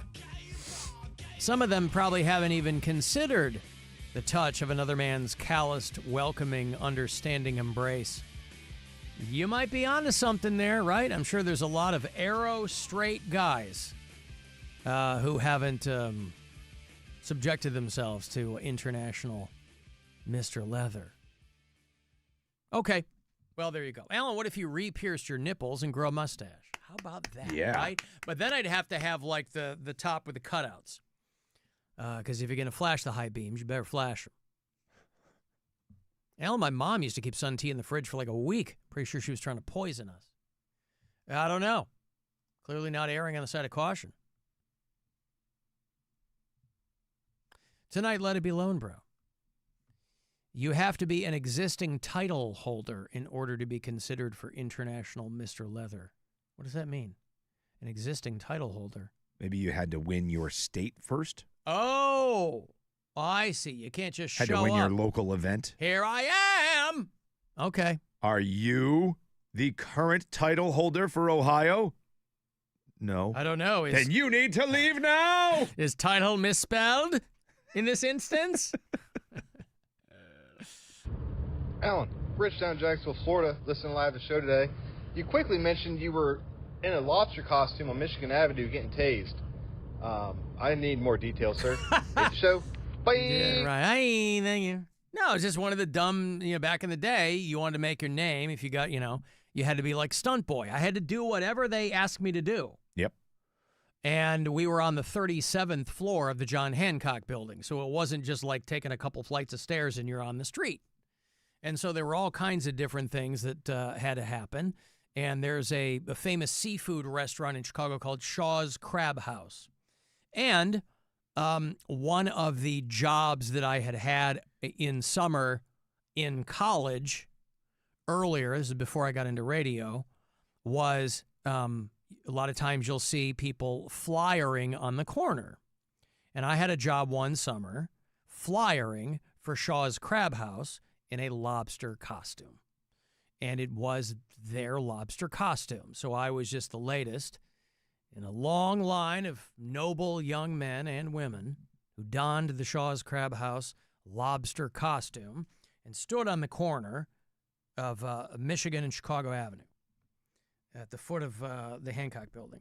And so once that, they were getting to know me as an intern and on this show, I would breadcrumb them stories like that. And so down the road, they were like, well, what if we put you back in the lobster costume and put you down there on the street and tase you? There was probably a charity angle or something. But again, this was a massive morning show in Chicago. So thousands of people showed up to watch this whole thing go down. So it was me dressed up as a lobster. There was somebody else that was dressed up. I don't know if we had another guy dressed up like a bear. I don't remember what it was. And, back then, I'm like a $1.15 soaking wet, Rob. And so, yeah, I think they wanted to see who would topple over first. Now, you might ask yourself, how are they going to tase you through that costume? You find the soft tissues, I guess. I don't know. But yeah, so that's not all the exciting detail there, Rich, but that's what happened. Tased in a lobster costume on Michigan Avenue. 37, it was a street level. But the station was 37 floors up. So I had to, it was equal parts getting ready for that, and I had to have a microphone down there. Well, it was cell phones back then, Rob, right? It was those brick cell phones. Yeah. Early days of the cell phone. So I had to take like a station phone down, one of those big old bricks. Like you were, deployed into the hinterlands or something. And that was one of the things I had to do. The DJ would always, hey, are you down there yet, buddy? Yes. Yeah, I'm here, John. I'm here in the... I'm in the costume, and we had to get law enforcement to do this, right? We had to get a cop to administer. We weren't just going to have somebody run around the table. And you're in a lobster costume, right? I'm down here in my old lobster costume from Shaw's Crab House. Is the bear with you? The bear is right over there. They want to make, Shaw's wants to make very clear that they have no part in this officially. All right, we got that cop that's going to shoot you, right? Yep, Officer Murphy over here from the Hegwish precinct. Yeah, he's come up. He happened to be driving through on patrol. And he does have his right gun in his hand, right? It's not the one that's going to kill you. It's just the tase gun, right? Yes, I believe he's a taser-only cop, John. Okay, good, perfect. Did he ride his bike over? He pulled up in a Crown Vic. Okay. All right, are you ready? I sure am. Are you ready? I'll get this on the... All right, everybody, here we go. Alan, 3, 2, 1. Oh, oh my God. We're up here on the 37th floor. You can see him on the ground writhing in pain. Yeah, writhing. Oh, so much writhing. Yeah. The old radio bits. Hey, listen, man, that's how you got a tape together. Yeah, that's how, I know. Everybody else that I was sending tapes out, it kind of worked against me because I thought that was going to be my air check, was all the bits I did. I still have 2 full cassettes of all my bits from that show. The station's not even around anymore. It was the Loop in Chicago. And I still have, every so often I'm like, I should really digitize those cassettes. Because A, where the F are you going to find a cassette player? We don't even have CD players at the radio station here. So I'd have to, and there's companies that will digitize your analog media, Hey, take your old VHS tapes and get them on DVD or whatever it is. Put it on a thumb drive. So in the back of my mind, but it's got like the old, show... the cassette liners, right? Yeah. The logo cassette liners, and they're labeled, and I'm terrified to do anything with them because they're my only copies of those times and all the bits that I did. They all on cassette? On cassette. Yeah. 2 full cassettes. But I thought those were going to be like the cassettes I would send to radio stations. Right. They just wanted scope tapes of people. Scoped is like edited for, They just wanted, because you start out as a disc jockey. And all these bits were like talking on this morning show. Bits, comedy stuff, right? I would eventually come full circle, but you start out telling people what they just heard and what's coming up next. That's what they want to hear. You got Led Zeppelin next on the Moose. Right, and they know in 15 seconds if they like you. You get a little in between each one of those. Yeah, the wub. Yeah. Yep. Ray, there's a new one from Yeah. I should dig through my old tapes and pull some stuff for you. I was horrible. Oh, was I bad? Well, and I've talked about. I think I might have played. A really, because I have CDs. I used to do best of CDs when I was on in Pittsburgh. We did 3 of them. I used to do one every year for charity, and so I have those. But the Chicago tapes, they weren't my show. I was an intern on another show. But you must have stuff from, like, you said you started in Kalamazoo, right? Yeah. So that must, you must have audio somewhere of that. Like, that's the fun stuff to listen to. Yeah, I think I have like one side of a cassette from that. I have bags of air check tapes from my first radio stations. And Yeah. Oh, I was so bad. The trouble is, though, I have 5 years. Our air checks in Pittsburgh were mini disc. Right. So I have 5 years worth of binders full of mini discs. And I'm like, I'm never good. They're not labeled. I mean, they're labeled, they're numbered, but I'm like, I don't know what's on them. So, And at that point, you were already good enough to be doing a show. You know what I mean? Like, you were doing full shows, you were doing this. I was doing I wasn't doing a talk show yet, but I mean, I was doing. But you know what I mean? Like, I was doing you were, bits. yeah. And it was a show, yes. Right. Yeah. So it was a different version of the show, but you were already Alan Cox. I was still, oh, yeah. Yeah. Anyway, Rich, there's the long-winded answer to your short question about getting more information about me getting tased in a lobster costume in, would have been June of 1992. Memory serves. All right, we got to go. Thanks, guys, very much for hanging out. Kelsey Cook, back on the show tomorrow. Excited to see her. She's awesome. Doing the weekend at Hilarities. What else tomorrow? More tickets for AC/DC. Those aren't on sale until Friday morning. So we'll hook you up for that. That's next July down in Columbus. Maybe that weekend will coincide with the leather weekend. Maybe you can make a few days of it. No, one could only hope. Down there in the capital city. Rob, where can people hit you up in the interim on social media? On Instagram, WMMS Rob.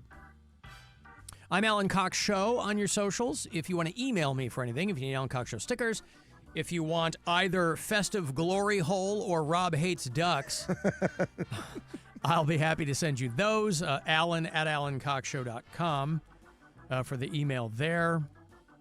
The program is available for you in its entirety wherever you get your podcasts. Doesn't matter what they call it over there on Spotify. It's this show.